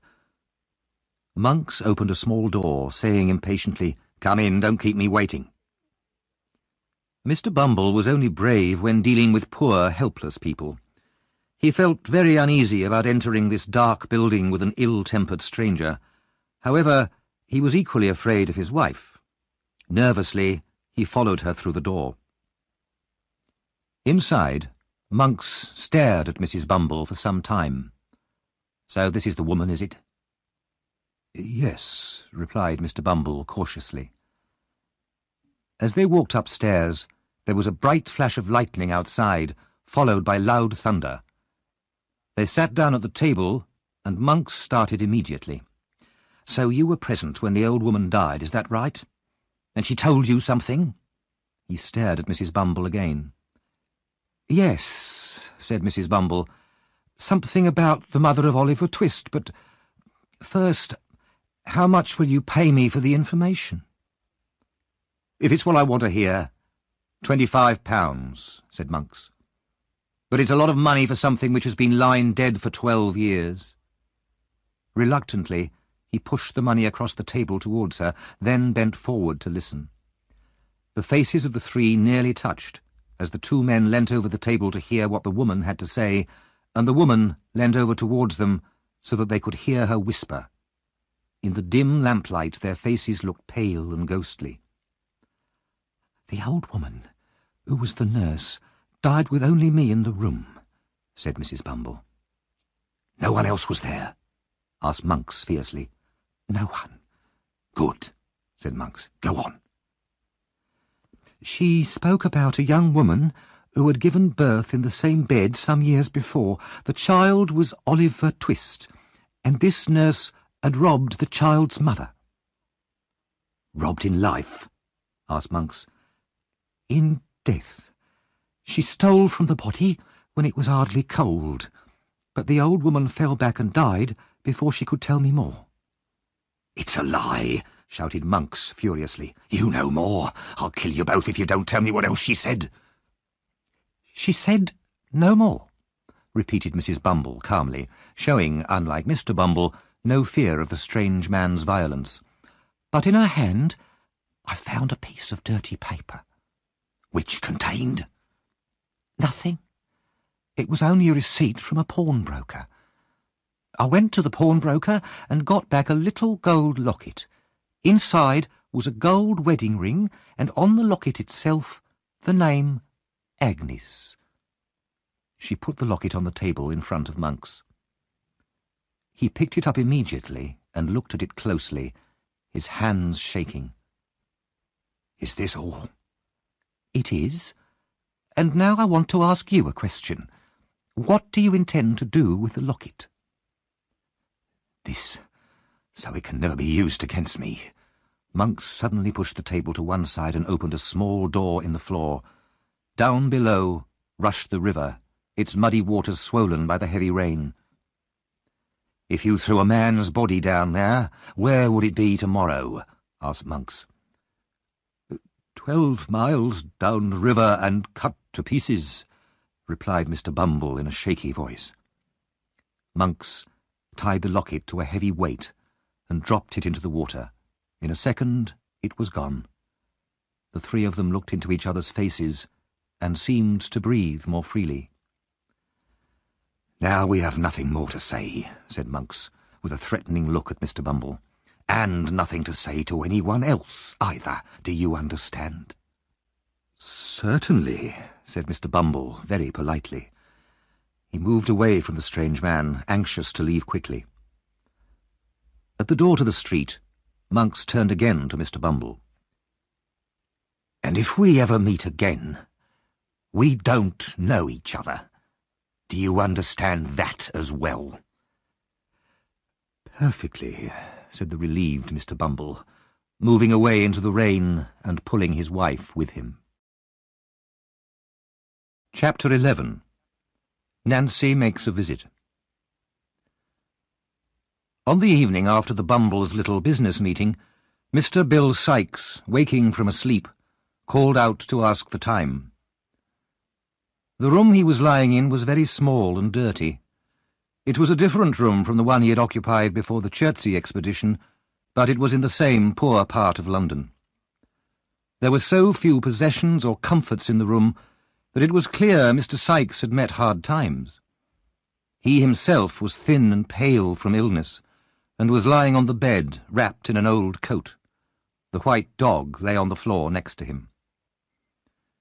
Seated by the window was Nancy, repairing Sykes' old jacket. She, too, was thin and pale. At Sykes' voice, she raised her head from her work.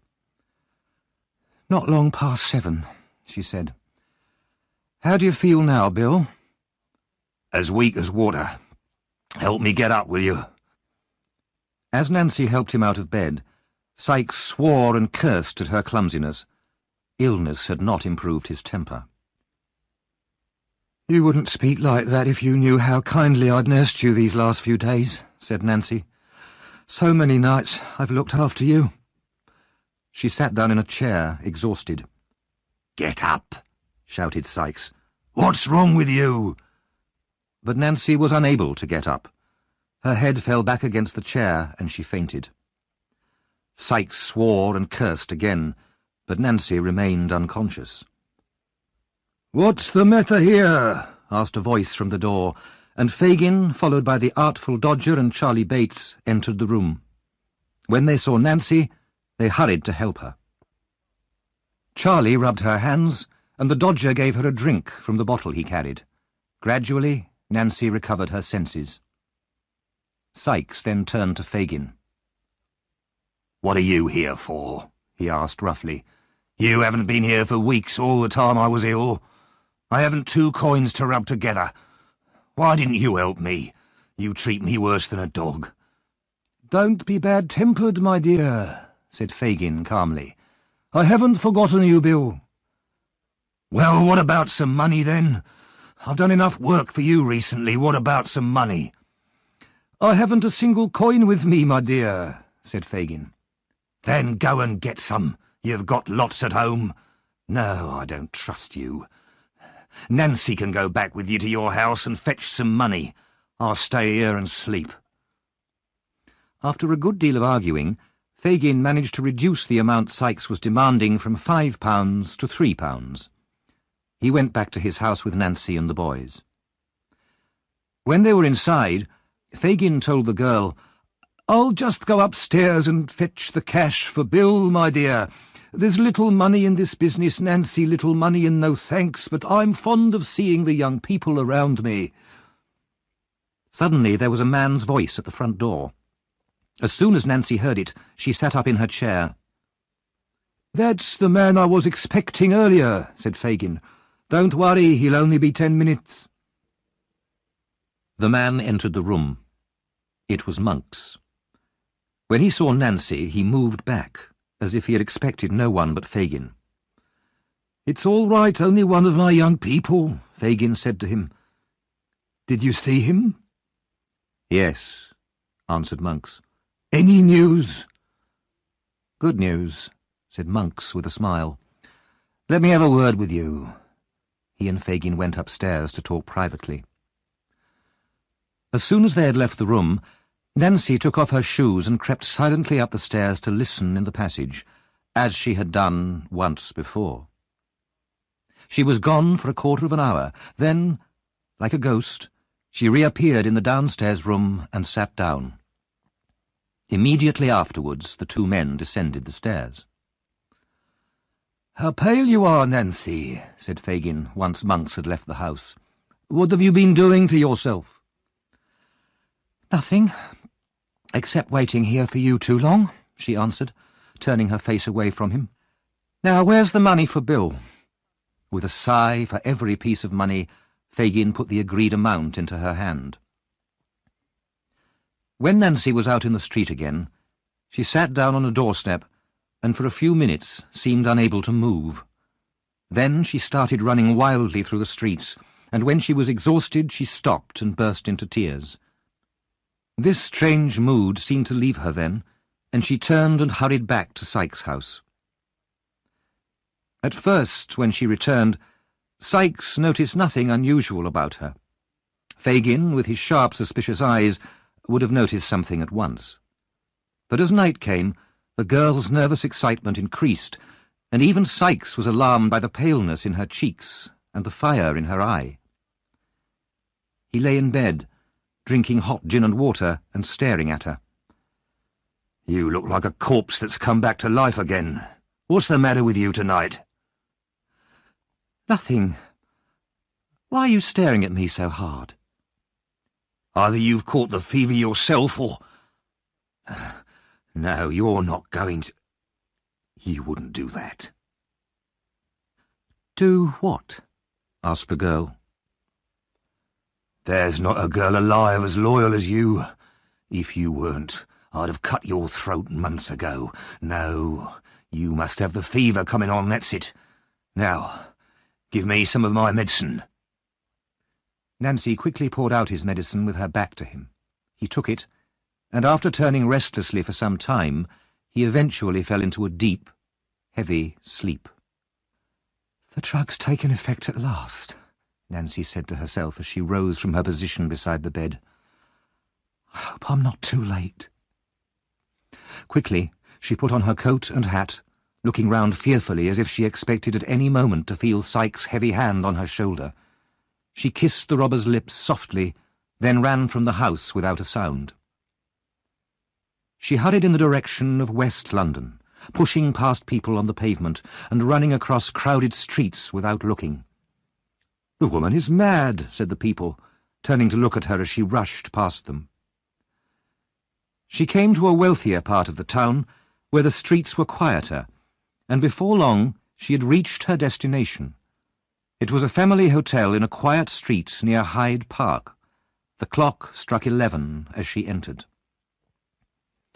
The man at the desk looked at her and asked, "What do you want here?" "I want to see Miss Maylie."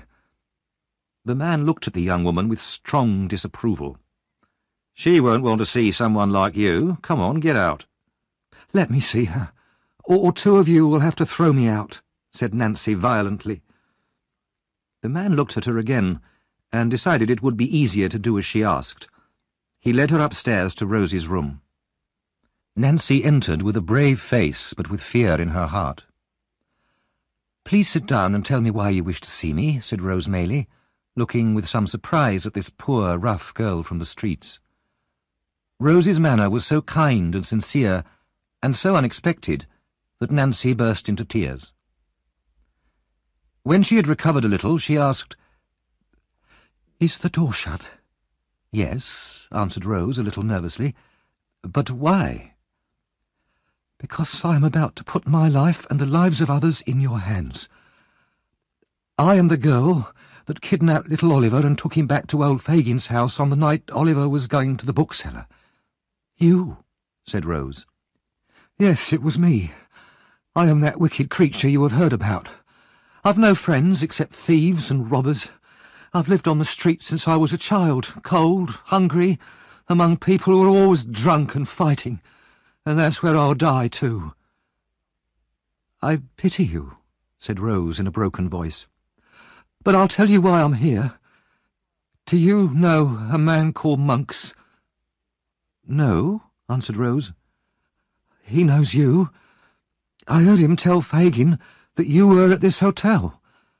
Maybe he's changed his name.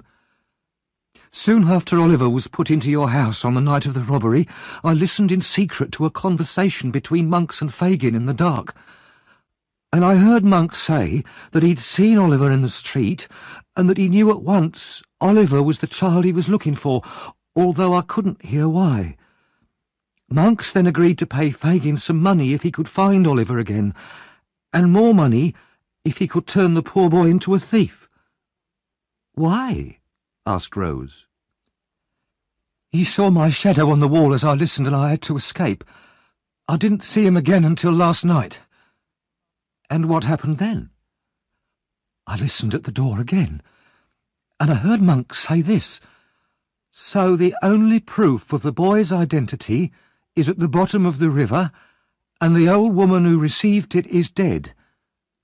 He and Fagin laughed. Then Monks said that he had all Oliver's money safely now, but how funny it would be if the boy went to prison for stealing, after his father's unfair will." "What is all this?" asked Rose. "It's the truth, lady. Then Monks said he couldn't have Oliver killed because suspicion would point to himself, but he'd try for the rest of his life to harm the boy if he could. Then Monks laughed again about the money Oliver should have got from his father's will. 'My young brother, Oliver, will never see that money,' he said." "His brother?" exclaimed Rose. "Those were his words," said Nancy, looking round uneasily, as if she still expected to see Sykes. "And then he talked about how amazed you would be if you knew who Oliver really was." "And this man was serious?" "His voice was full of anger and hatred. I know many people who do worse things, but I'd rather listen to all of them than to this man Monks. But I must get back now, or people will wonder where I've been." "Back? How can you go back to such a life?" asked Rose. "You've told me all this. Now I can help you by letting you stay somewhere safe." "No. Perhaps it's hard for you to believe, but there's one man, the most dangerous of them all, that I can never leave. You're the first person who's ever spoken to me so kindly, but it's too late." "It's never too late." "It is," cried the girl. "I can't leave him now. And if I tell anyone about this man, he'll die." But how can I find you again when we want to investigate this mystery further? I'll meet you secretly, if you promise not to watch or follow me, said Nancy. And if you promise just one more thing, not to do anything to hurt the man I can never leave. I promise. Every Sunday night, between 11 and 12, I will walk on London Bridge if I am alive. Meet me there if you want more information. As Nancy said these words, she left the room and ran down the stairs and out into the street once more. Rose was left alone, her thoughts in great confusion, as she wondered desperately what to do and who to ask for advice. The next morning, Oliver, who had been out walking, ran into Rose's room at the hotel. He was breathless with excitement. "I can't believe what I've seen. Now you'll all know that I've told you the truth," he shouted. "I know you've always told us the truth, but what are you talking about?" asked Rose. "I've seen Mr. Brownlow, the kind man who was so good to me." "Where?" "Going into a house," said Oliver, crying with joy. "I've got the address here." "Quick," said Rose, "call a coach. I'll take you there immediately." The idea came to Rose that perhaps Mr. Brownlow would advise her. She had been afraid to tell Nancy's story to Dr. Losberne, since the good doctor was very excitable and often acted with more enthusiasm than wisdom. In less than 5 minutes they were in the coach on their way to the address. Rose went in first to talk to Mr. Brownlow alone.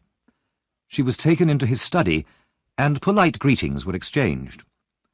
When they were seated again, Rose said, "This will surprise you very much, but you were once very kind to a dear friend of mine, and I'm sure you will be interested to hear news of him."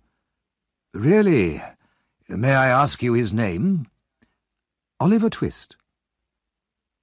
Mr. Brownlow said nothing for a few seconds, but simply stared at Rose.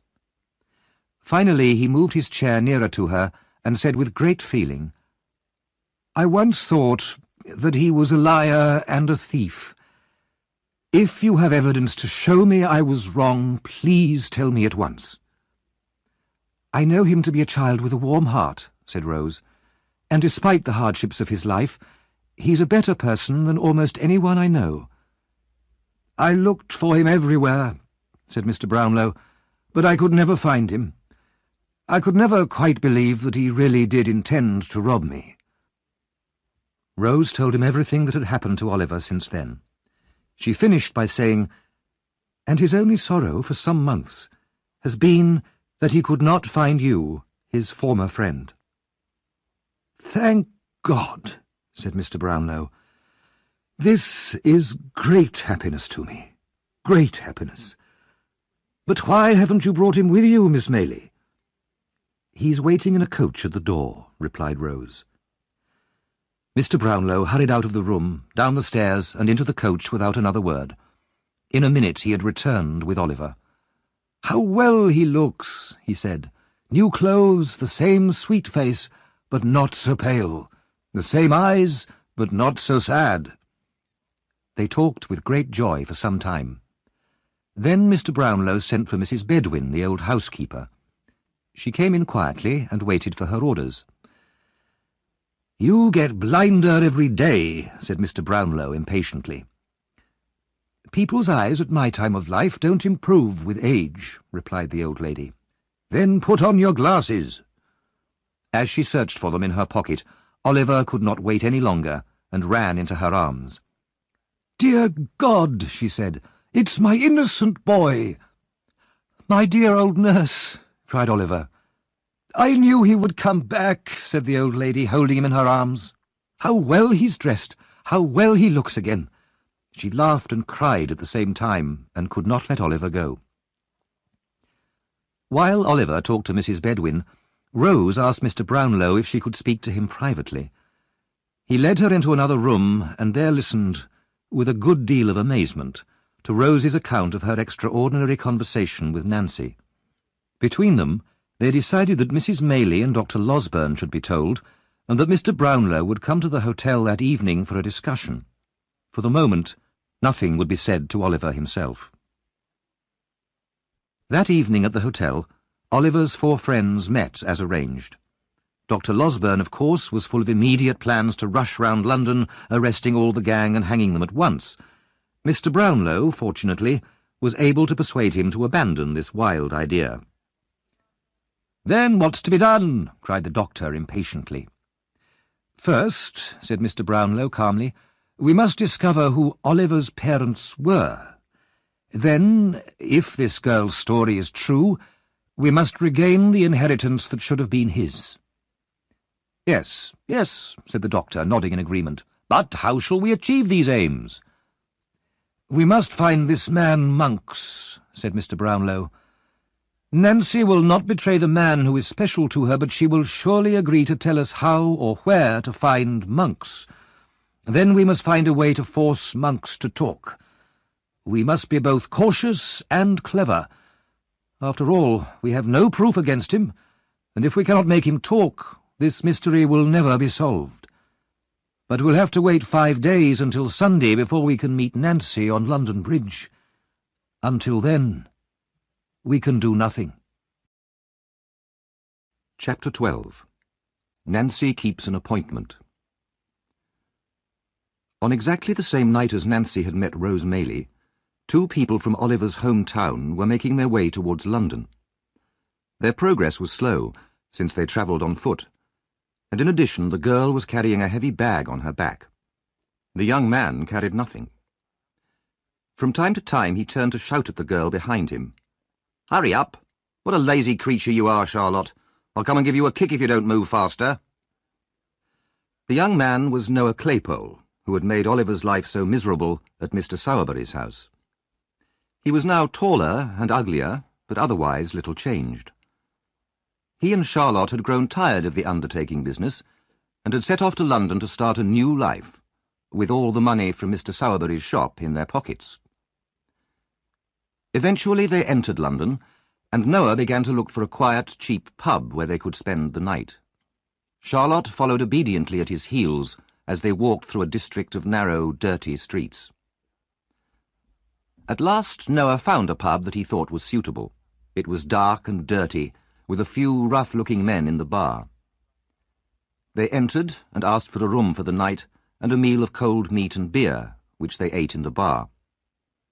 The beer made Noah talkative, and he began to boast. "So it's no more coffins for us, my girl. We can do better than just robbing Mr. Sowerberry. In London there are pockets, houses, coaches, even banks." "I like the sound of it, Noah, but how are we going to do all this?" asked Charlotte. "We can meet people who know about these things. I'd like to be the leader of some gang if there's a good profit to be made in that kind of work." Noah felt very pleased with himself, and looked forward to an easy life of crime in the capital. They talked about their plans for a few minutes. Then a stranger, who had been sitting unseen round the corner, came up to them. The stranger was Fagin. He greeted them in a very friendly and cheerful way, sat down with them, and immediately ordered more beer for Noah. "That's good beer," said Noah, already a little drunk. He thanked the stranger for the drink. "Expensive too," said Fagin. "If you drink that every day, my dear, you'll need to empty pockets, houses, coaches, even banks." When he heard his own words repeated, Noah went pale with terror. The stranger must have heard everything, even how they had robbed Mr. Sowerberry. "Don't worry," laughed Fagin, pulling his chair closer. "You're lucky it was only me who heard you." "I didn't take it," said Noah quickly. "It was the woman who did it." "It doesn't matter who did it, my dear," replied Fagin, looking quickly at Charlotte, "because I'm in that business myself, and the people in my house as well. I can introduce you to the right people if you're interested. You both look like good workers." Charlotte and Noah felt a mixture of fear and pleasure. "What would you want me to do?" asked Noah. "Something light, if possible," he added. "What about spying on people?" asked Fagin. "Or robbing young children who are going shopping for their mothers? That's light work and easy. Noah laughed. That sounds like just the thing for me. And what will I earn for this work? You can live free in my house and give me half of what you earn. After further discussion, and the transfer of Mr. Sowerberry's money from Noah's pocket to Fagin's, agreement was reached. The next day, Noah and Charlotte went to live in Fagin's house and began to be instructed in their new profession. Although training and experience had made Nancy an expert liar, she could not completely hide the fear in her mind. She knew she had taken an enormous risk in going to see Rose Maylie. If Fagin or Sykes ever found out. But she pushed these fears away. She was determined to keep her promise to Rose Maylie and meet her as arranged. On the first Sunday night after her meeting with Rose, she was in Sykes' room when the clock struck 11. Fagin was there too, discussing some business with Sykes. Nancy stood up and put on her coat. Sykes watched her, surprised. "Nancy, where are you going at this time of night?" "Not far." "What kind of answer is that? Where are you going?" "I don't know," replied the girl. "Then I do. Nowhere. Sit down." "I'm not well. I want a breath of air." Sykes got up and locked the door. "Let me go," said the girl with great force. "Just for 1 hour. Let me go." Sykes seized her arms roughly. "The girl's gone mad." Nancy fought wildly, and Sykes had to hold her down in a chair. She continued to scream and fight until midnight when, exhausted and tearful, she stopped struggling. She went into another room and threw herself on a bed. "She's a strange girl," Sykes said to Fagin, shaking his head. "Why did she suddenly decide to go out tonight? I thought that after all these years I'd finally tamed her. She must be ill. Perhaps she's still got a bit of fever." That must be it, said Fagin, nodding thoughtfully. As he walked home, Fagin's eyes were sharp with suspicion. He had suspected for a while that Nancy had become tired of Bill Sykes' brutality and violence, and that she had found a new friend to take his place. Her manner was different. She often left home alone, and she seemed less interested in the gang. And tonight, her desperate impatience to go out at a particular hour. He was certain he was right. He began to make plans. First, he wanted to know who Nancy's new friend was. He could make him a valuable new member of the gang, with Nancy as his assistant. But there was another, darker reason. Fagin, too, had become tired of Sykes. Sykes knew too much, too many dangerous secrets about Fagin himself. Fagin distrusted everybody, but he hated and distrusted Sykes most of all. It would be very convenient if Sykes could be removed. With a little persuasion, Fagin thought, perhaps the girl would poison Sykes. Suddenly his eyes narrowed in delight. Yes, first I must have her watched, and find out who her new man is. Then I shall threaten to tell Sykes everything. She knows that neither she nor her new man will ever be safe from Sykes' violent jealousy. She will have no choice except to do as I ask her. And then, once the murder is done, she will be in my power forever. Early next morning, Fagin called the newest member of his gang. Noah was doing very well. He had already brought home quite a lot of money. He had found that robbing small children was indeed light, easy work, and he was proud of his success.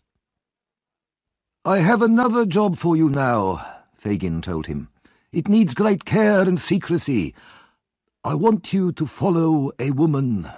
I want to know where she goes, who she sees, and, if possible, what she says. I will pay you £1 for this information. Noah's eyes were wide with greed.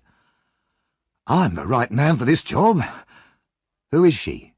One of us. What? You don't trust her, then? Exactly so, my dear. Exactly so, smiled Fagin. The following Sunday, Soon after 11 o'clock, a woman walked quickly through the dark streets towards London Bridge. A mist hung over the river, and the buildings on the far bank could hardly be seen. A man followed some distance behind her, keeping to the darkest shadows. It was a cold, damp night, and there were very few people on the streets at this late hour.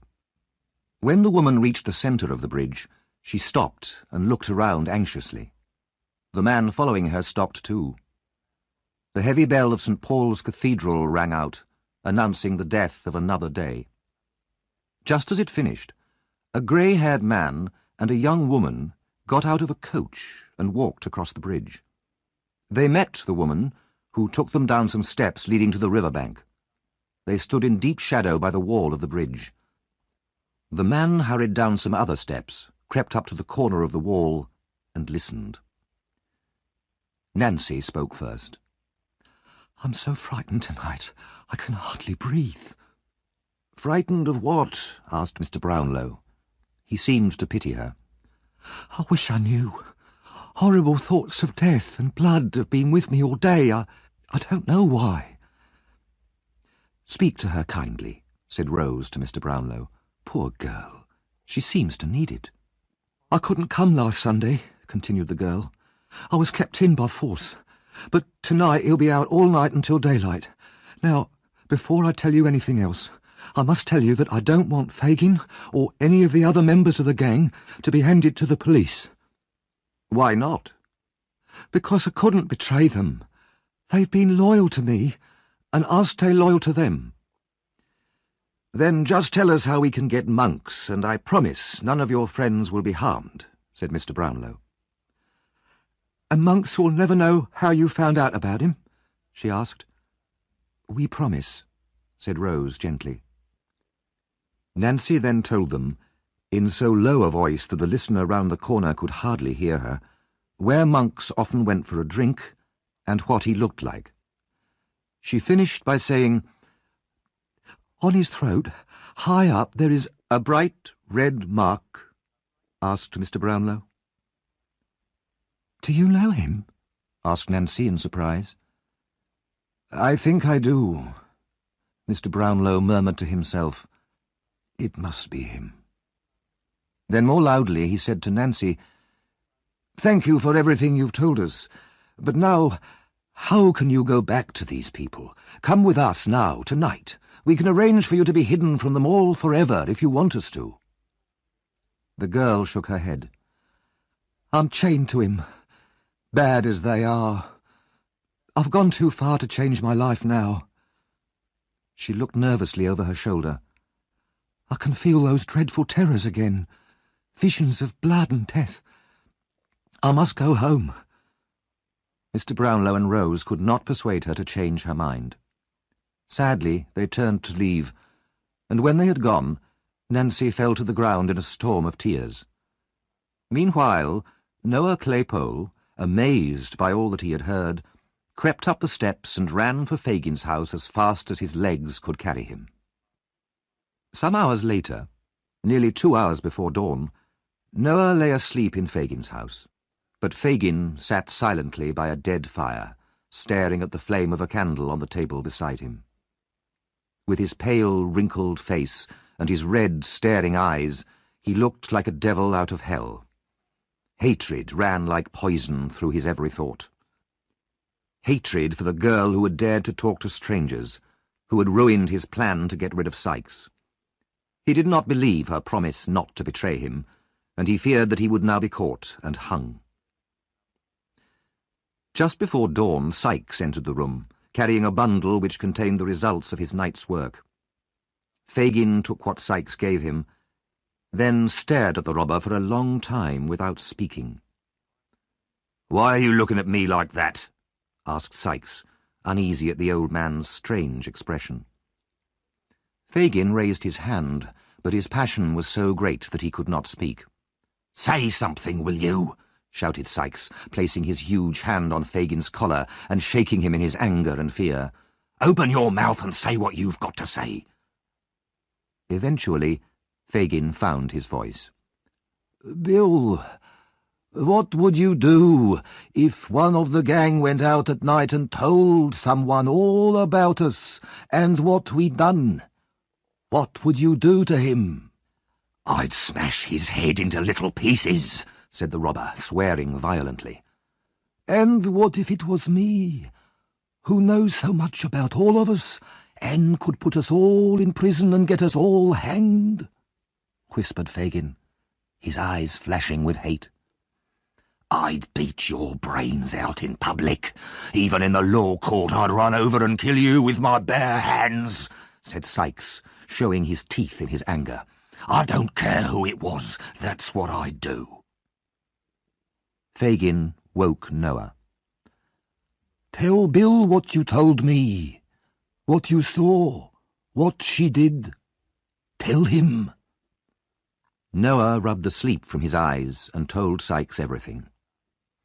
His face white with passion, Sykes listened to the end, then, swearing furiously, he rushed from the room and down the stairs. "Bill," Fagin called after him, "you won't be too violent." Sykes made no reply, but pulling open the door, ran out into the silent streets. He did not turn his head to right or left, but looked straight in front of him with wild determination. He ran at great speed, his eyes on fire, his teeth tight together, and did not pause until he reached his own door. He ran up to his room, entered, and locked the door, put a table against it, then woke Nancy. "Bill," she said, pleased to see him. But when she saw his expression, the colour went out of her face. "What's the matter?" she said in alarm. "You know what?"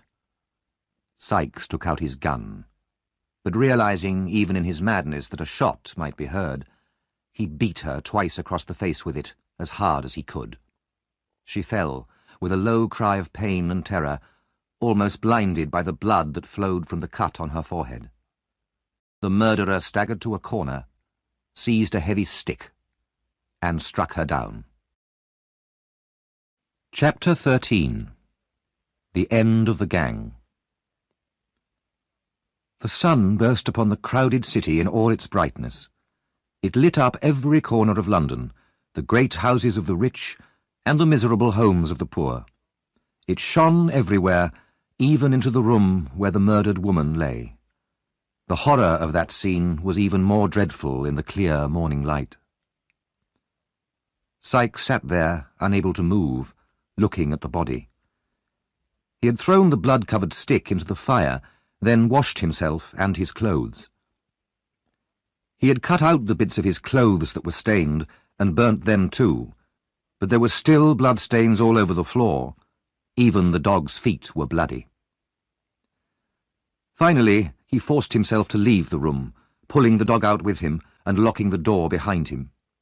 He walked rapidly north, towards Highgate, then on to Hampstead. On the open land of Hampstead Heath, away from people and houses, he found a place in a field where he could sleep without being disturbed. But before long he was up again and running. This time he ran back towards London for a while. Then he turned and went north again, sometimes walking, sometimes running, with no clear purpose in his mind. Eventually he felt hungry, and changed direction towards Hendon, a quiet place away from the crowds, where he could buy food. But even the children and chickens there seemed to look at him with suspicion. So he turned back towards Hampstead Heath again, without having eaten, uncertain where to go. At last he turned north again, his dog still running at his heels, and set off to a village just outside London. He stopped at a small, quiet pub and bought a meal, then went on again. It was now dark, and as he continued walking, he felt as if Nancy were following him, her shadow on the road, her last low cry in the wind. If he stopped, the ghostly figure did the same. If he ran, it ran too, moving stiffly like a corpse. Sometimes he turned, determined to drive the ghost away, but his blood ran cold with terror. Every time he turned, the ghost turned too, and was still behind him. Finally, he found another field where he could hide. He lay down, unable to sleep, his mind filled with visions of the dead girl. Her wide, dead eyes stared at him, watching him through a curtain of blood. Suddenly, he heard shouting in the distance. He jumped to his feet and saw that the sky seemed on fire. Sheets of flame shot into the air, driving clouds of smoke in his direction. He heard an alarm bell and more shouts of fire. Running with his dog across the fields, he joined the crowds of men and women fighting the fire. He could forget his own terror in this new danger, and he worked all night with the crowd, shouting, running, and working together to stop the flames destroying more buildings.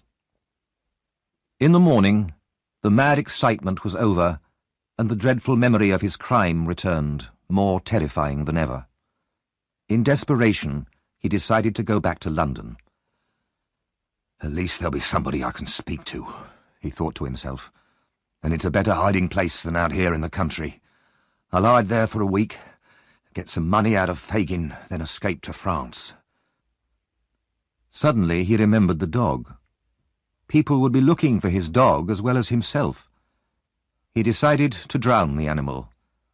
But the dog smelt the man's fear and turned and ran away from him faster than it had ever run in its life. "You have a choice, Mr. Monks," said Mr. Brownlow.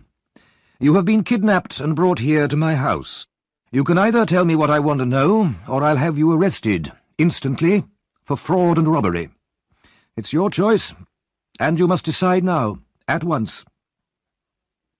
Monks hesitated and looked at the old man, but Mr. Brownlow's expression was so serious and determined that the younger man realized it was pointless to protest. "I didn't expect this treatment from my father's oldest friend," said Monks angrily, sitting down with a frown on his face. "Yes, I was your father's oldest friend," said Mr. Brownlow. "And I know all about you, how your father, while still a boy, was forced by his family into an unhappy marriage with an older woman, and how you were the result of that marriage. I also know that your parents separated, hating each other by the end. Well, what's so important about that?" "When they'd been separated for 10 years, said Mr. Brownlow, your father met another family. There were 2 daughters, one 19 years old and the other only 2 or 3. Your father became engaged to the older daughter. At this point, one of his rich relations died and left him a lot of money in his will. Your father had to travel to Italy to receive his inheritance, and while there he became ill and died. Your mother, who was living with you in Paris, immediately rushed to Italy when she heard the news. As your father had made no will of his own, all the relations' money came to you and her." Monks listened with close attention, biting his lip and staring at the floor. "Before your father went to receive that money, he came to see me," continued Mr. Brownlow slowly, his eyes fixed on Monks' face. "I never heard that before," said Monks, looking up suddenly, a suspicious expression on his face. "He left me a picture of the poor girl he wanted to marry.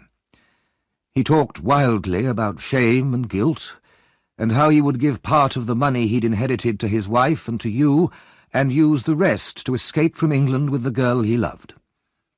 He refused to tell me any more details."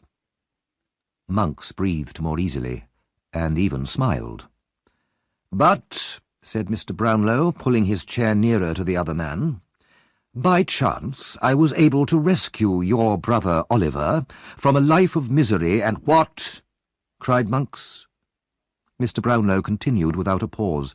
"And when he was recovering from his sickness here in my house, I noticed how similar he looked to the girl's face in the picture.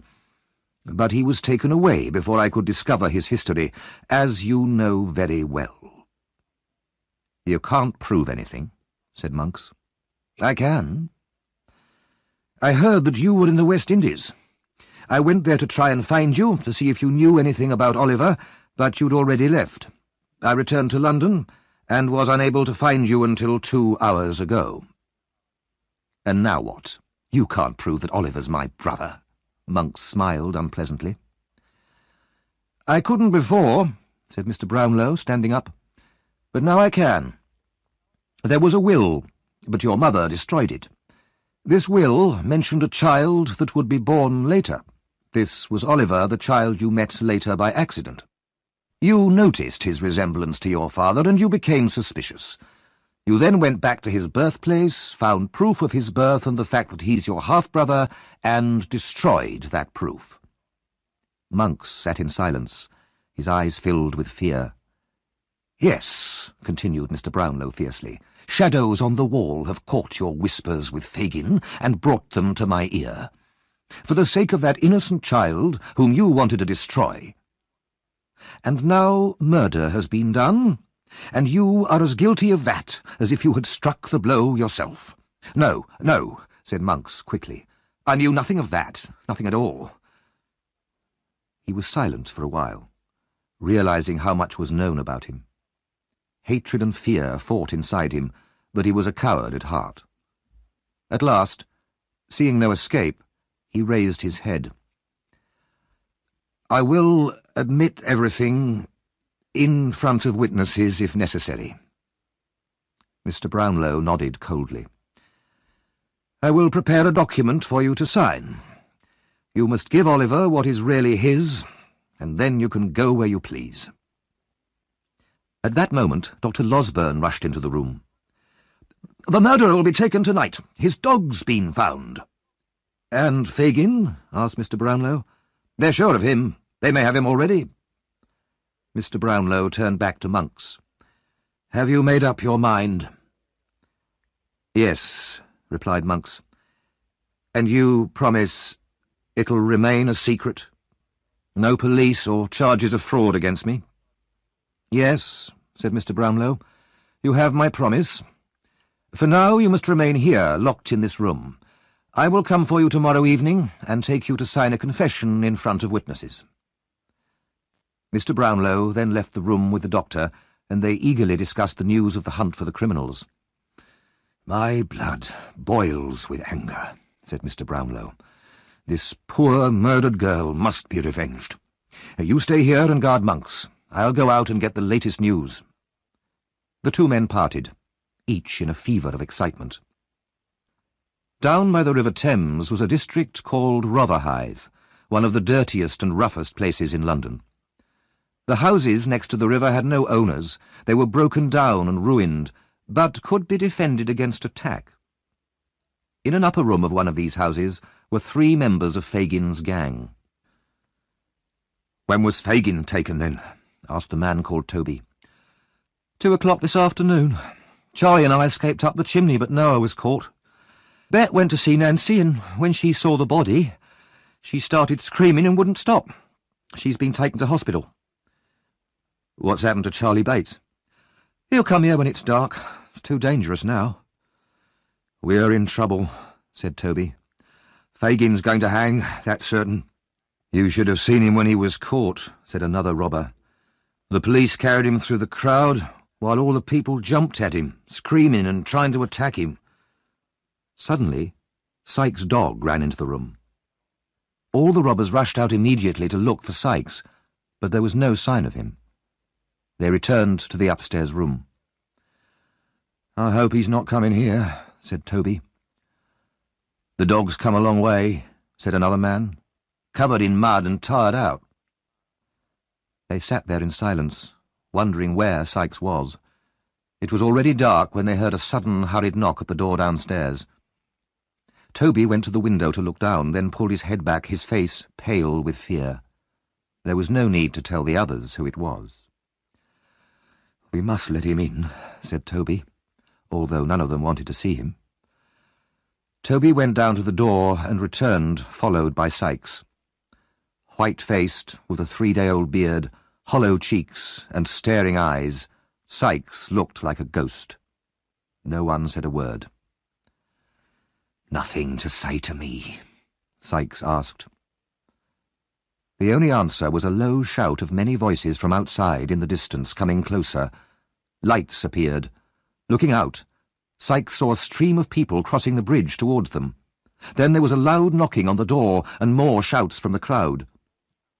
"The doors are made of metal and they're locked and chained," said Toby. The three robbers watched Sykes nervously, as if he were a wild animal. "Bring a ladder!" shouted some of the crowd below. "Give me a rope, quick," Sykes said to the others. "I'll go the other way, climb down the back and escape over the river. Get me a rope, now, or I'll do 3 more murders." A minute later, Sykes appeared on the roof, and the shouts from the crowd below swelled to a great roar. Then the front door was smashed down and people streamed into the house. Sykes quickly tied the rope around the chimney, then began to tie the other end around himself, ready to lower himself to the ground behind the house. But just as he put the rope over his head, he screamed in terror and threw his arms above his head. He staggered back, slipped, and fell over the edge of the roof. As he fell, the rope tightened around his neck with a horrible jerk. In a second, the murderer was dead, and there he hung, his body swinging gently from side to side. The dog, which had followed its master onto the roof, jumped down towards the lifeless body, missed, and fell dead on the stones below. Chapter 14. The End of the Mystery. The next day, Oliver travelled with Mr. Brownlow, Dr. Losberne, Mrs. Maylie, and Rose back to his birthplace. He had been told a little of his history, and knew that there would be more explanations at the end of this journey. He was anxious and uncertain, wondering what he would hear. But towards the end of the journey, he began to recognize familiar places, and in great excitement pointed them out to Rose. There was the path he had taken when he had run away. There, across the fields, was the baby farm. Then, as they drove into the town, he saw the house of Mr. Sowerberry the undertaker, and the workhouse that had been his prison. They stopped at the biggest hotel in the town, and went into their rooms. During dinner, Mr. Brownlow stayed in a separate room, and the older members of the group went in and out with serious faces. Mrs. Maylie came back with her eyes red from crying. All this made Rose and Oliver, who had not been told any new secrets, very nervous and uncomfortable. At 9 o'clock, Dr. Losberne and Mr. Brownlow brought Monks into the room. Oliver was very surprised.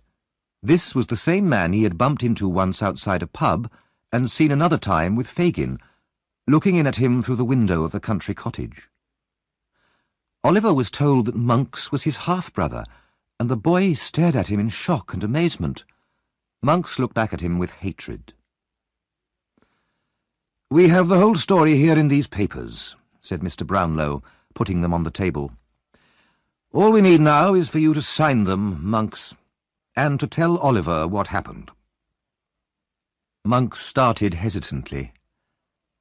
"My father had arrived in Italy to collect the money he had inherited when suddenly he fell ill. When he died, we found 2 papers in his desk. One was a letter to his girl. The other was a will." "What was the letter?" asked Mr. Brownlow. "It was written when he was ill, telling the girl how ashamed he was that she was pregnant. He asked her not to remember him as a bad man, but as someone who had made a mistake. He reminded her of the day he'd given her the locket and ring." Oliver's tears fell fast as he listened to the story of his father. "And what about the will?" asked Mr. Brownlow. Monks was silent. "The will," continued Mr. Brownlow, speaking for him, "was in the same spirit as the letter. He talked of the misery of his marriage to his wife and the evil character of you, Monks, his only son, who had been brought up by your mother to hate him. He left you and your mother an annual income of £800. The rest of his property he left to his girl Agnes and to their child, if it were born alive, and if it showed itself to be of a good, kind character. The money would only go to you, Monks, as the older son, if the younger turned out to be as evil as you." "My mother," said Monks, "burnt this will and never sent the letter. The girl Agnes left her home in secret so that her pregnancy would not bring shame on her family. I swore to my mother, when she was dying, that if I ever found my half-brother, I would do him all the harm I could. He would feel my hatred like a whip on his back. I paid Fagin to trap Oliver into a life of crime. But then he escaped, and that stupid, interfering girl, Nancy, to you. If I'd had the chance, I would have finished what I'd begun." Monks stared at Oliver, and his lips moved in a silent curse. "And the locket and ring?" asked Mr. Brownlow. "I bought them from Mr. and Mrs. Bumble, who had stolen them from the nurse, who had stolen them from Agnes, the dead girl. I've already told you how I threw them into the river." Mr. Brownlow turned to Rose. "I have one more thing to explain," he said to the girl. "I don't know if I have the strength to hear it now," she murmured, "having heard so much already." Mr. Brownlow put his hand under her arm. "You have a great deal of courage, dear child," he said kindly. He turned to Monks. "Do you know this young lady, sir?" "Yes." "I don't know you," said Rose faintly. "The father of poor Agnes had 2 daughters," said Mr. Brownlow. "What happened to the other one, who was only a young child at the time?" "When Agnes disappeared," replied Monks, "her father changed his name and moved to a lonely place in Wales where no one would know about the family shame.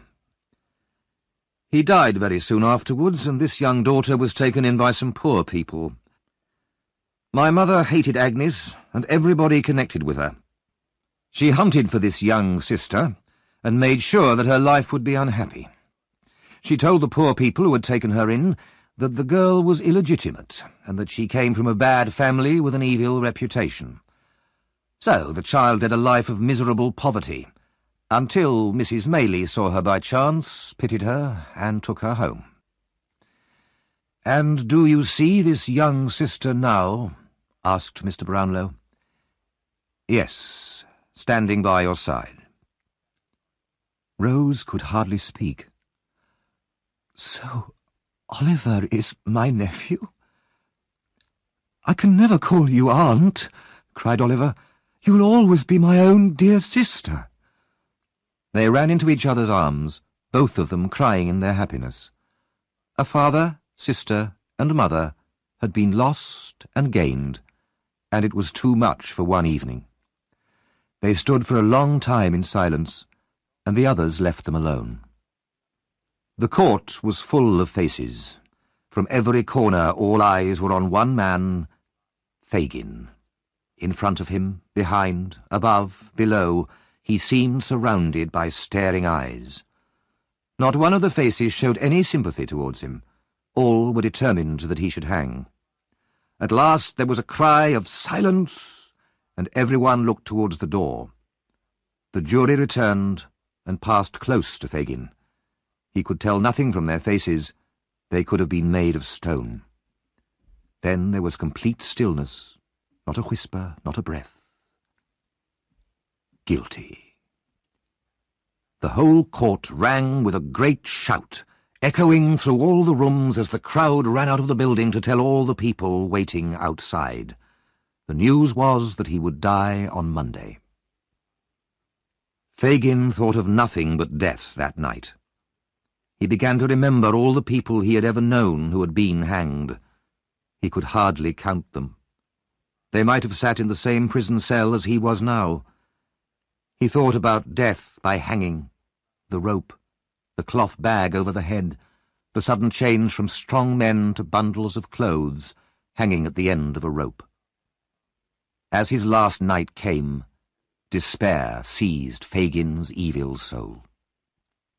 He could not sit still, and hurried up and down his small cell, gasping with terror, his eyes flashing with hate and anger.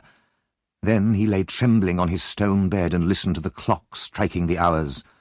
Where would he be when those hours came round again? In the middle of that Sunday night, Mr. Brownlow and Oliver were allowed to enter the prison. Several strong doors were unlocked, and eventually they entered Fagin's cell. The old robber was sitting on the bed, whispering to himself, his face more like a trapped animal's than a human's. "You have some papers, Fagin," said Mr. Brownlow quietly. which were given to you by monks to look after.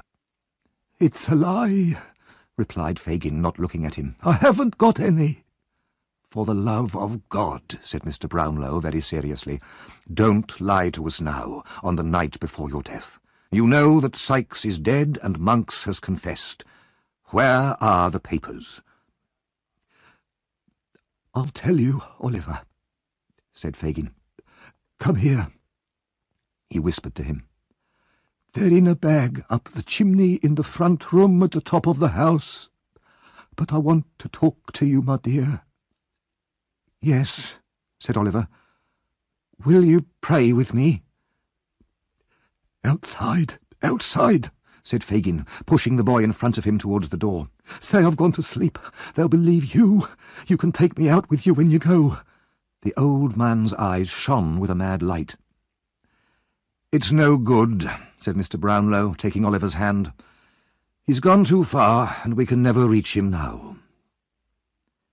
The cell door opened, and as the visitors left, Fagin started struggling and fighting with his guards, screaming so loudly that the prison walls rang with the sound. They left the prison building in the grey light of dawn. Outside in the street, huge crowds were already gathering, joking and laughing and pushing to get the best places near the great black platform where the rope hung ready for its morning's work. Less than 3 months later, Rose married Harry Maylie.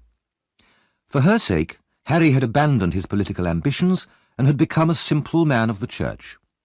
There was no longer any mystery about Rose's birth, but even if there had been, Harry would not have cared. They lived next to the church in a peaceful village. Mrs. Maylie went to live with them and spent the rest of her days in quiet contentment. Mr. Brownlow adopted Oliver as his son. They moved to a house in the same quiet village and were just as happy. Dr. Losburn discovered suddenly that the air in Chertsey did not suit him. In less than 3 months he too had moved to a cottage just outside the village, where he took up gardening and fishing with great energy and enthusiasm. Mr. Brownlow suggested that half the remaining money from the will should be given to Monks, and the other half to Oliver, although by law it should all have gone to Oliver alone. Oliver was glad to accept the suggestion. Monks went off with his money to the other side of the world, where he spent it quickly and was soon in prison for another act of fraud. In prison, he became ill and died. The remaining members of Fagin's gang died in similar ways in other distant countries, all except Charlie Bates, who turned his back on his past life of crime and lived honestly as a farmer. Noah Claypole was given a free pardon for telling the police about Fagin. He soon became employed as an informer for the police, spying on people and telling the police about anyone who had broken the law. Mr. and Mrs. Bumble lost their jobs and became poorer and poorer, eventually living in poverty in the same workhouse that they had once managed. In that quiet country village, the years passed peacefully. Mr. Brownlow filled the mind of his adopted son with knowledge, and as he watched the boy grow up, he was reminded more and more of his old friend, Oliver's father. The 2 orphans, Rose and Oliver, led lives that were truly happy. The hardships that they had once suffered had left no bitterness in their gentle souls, and all their lives they showed the mercy and kindness to others that God himself shows to all things that breathe.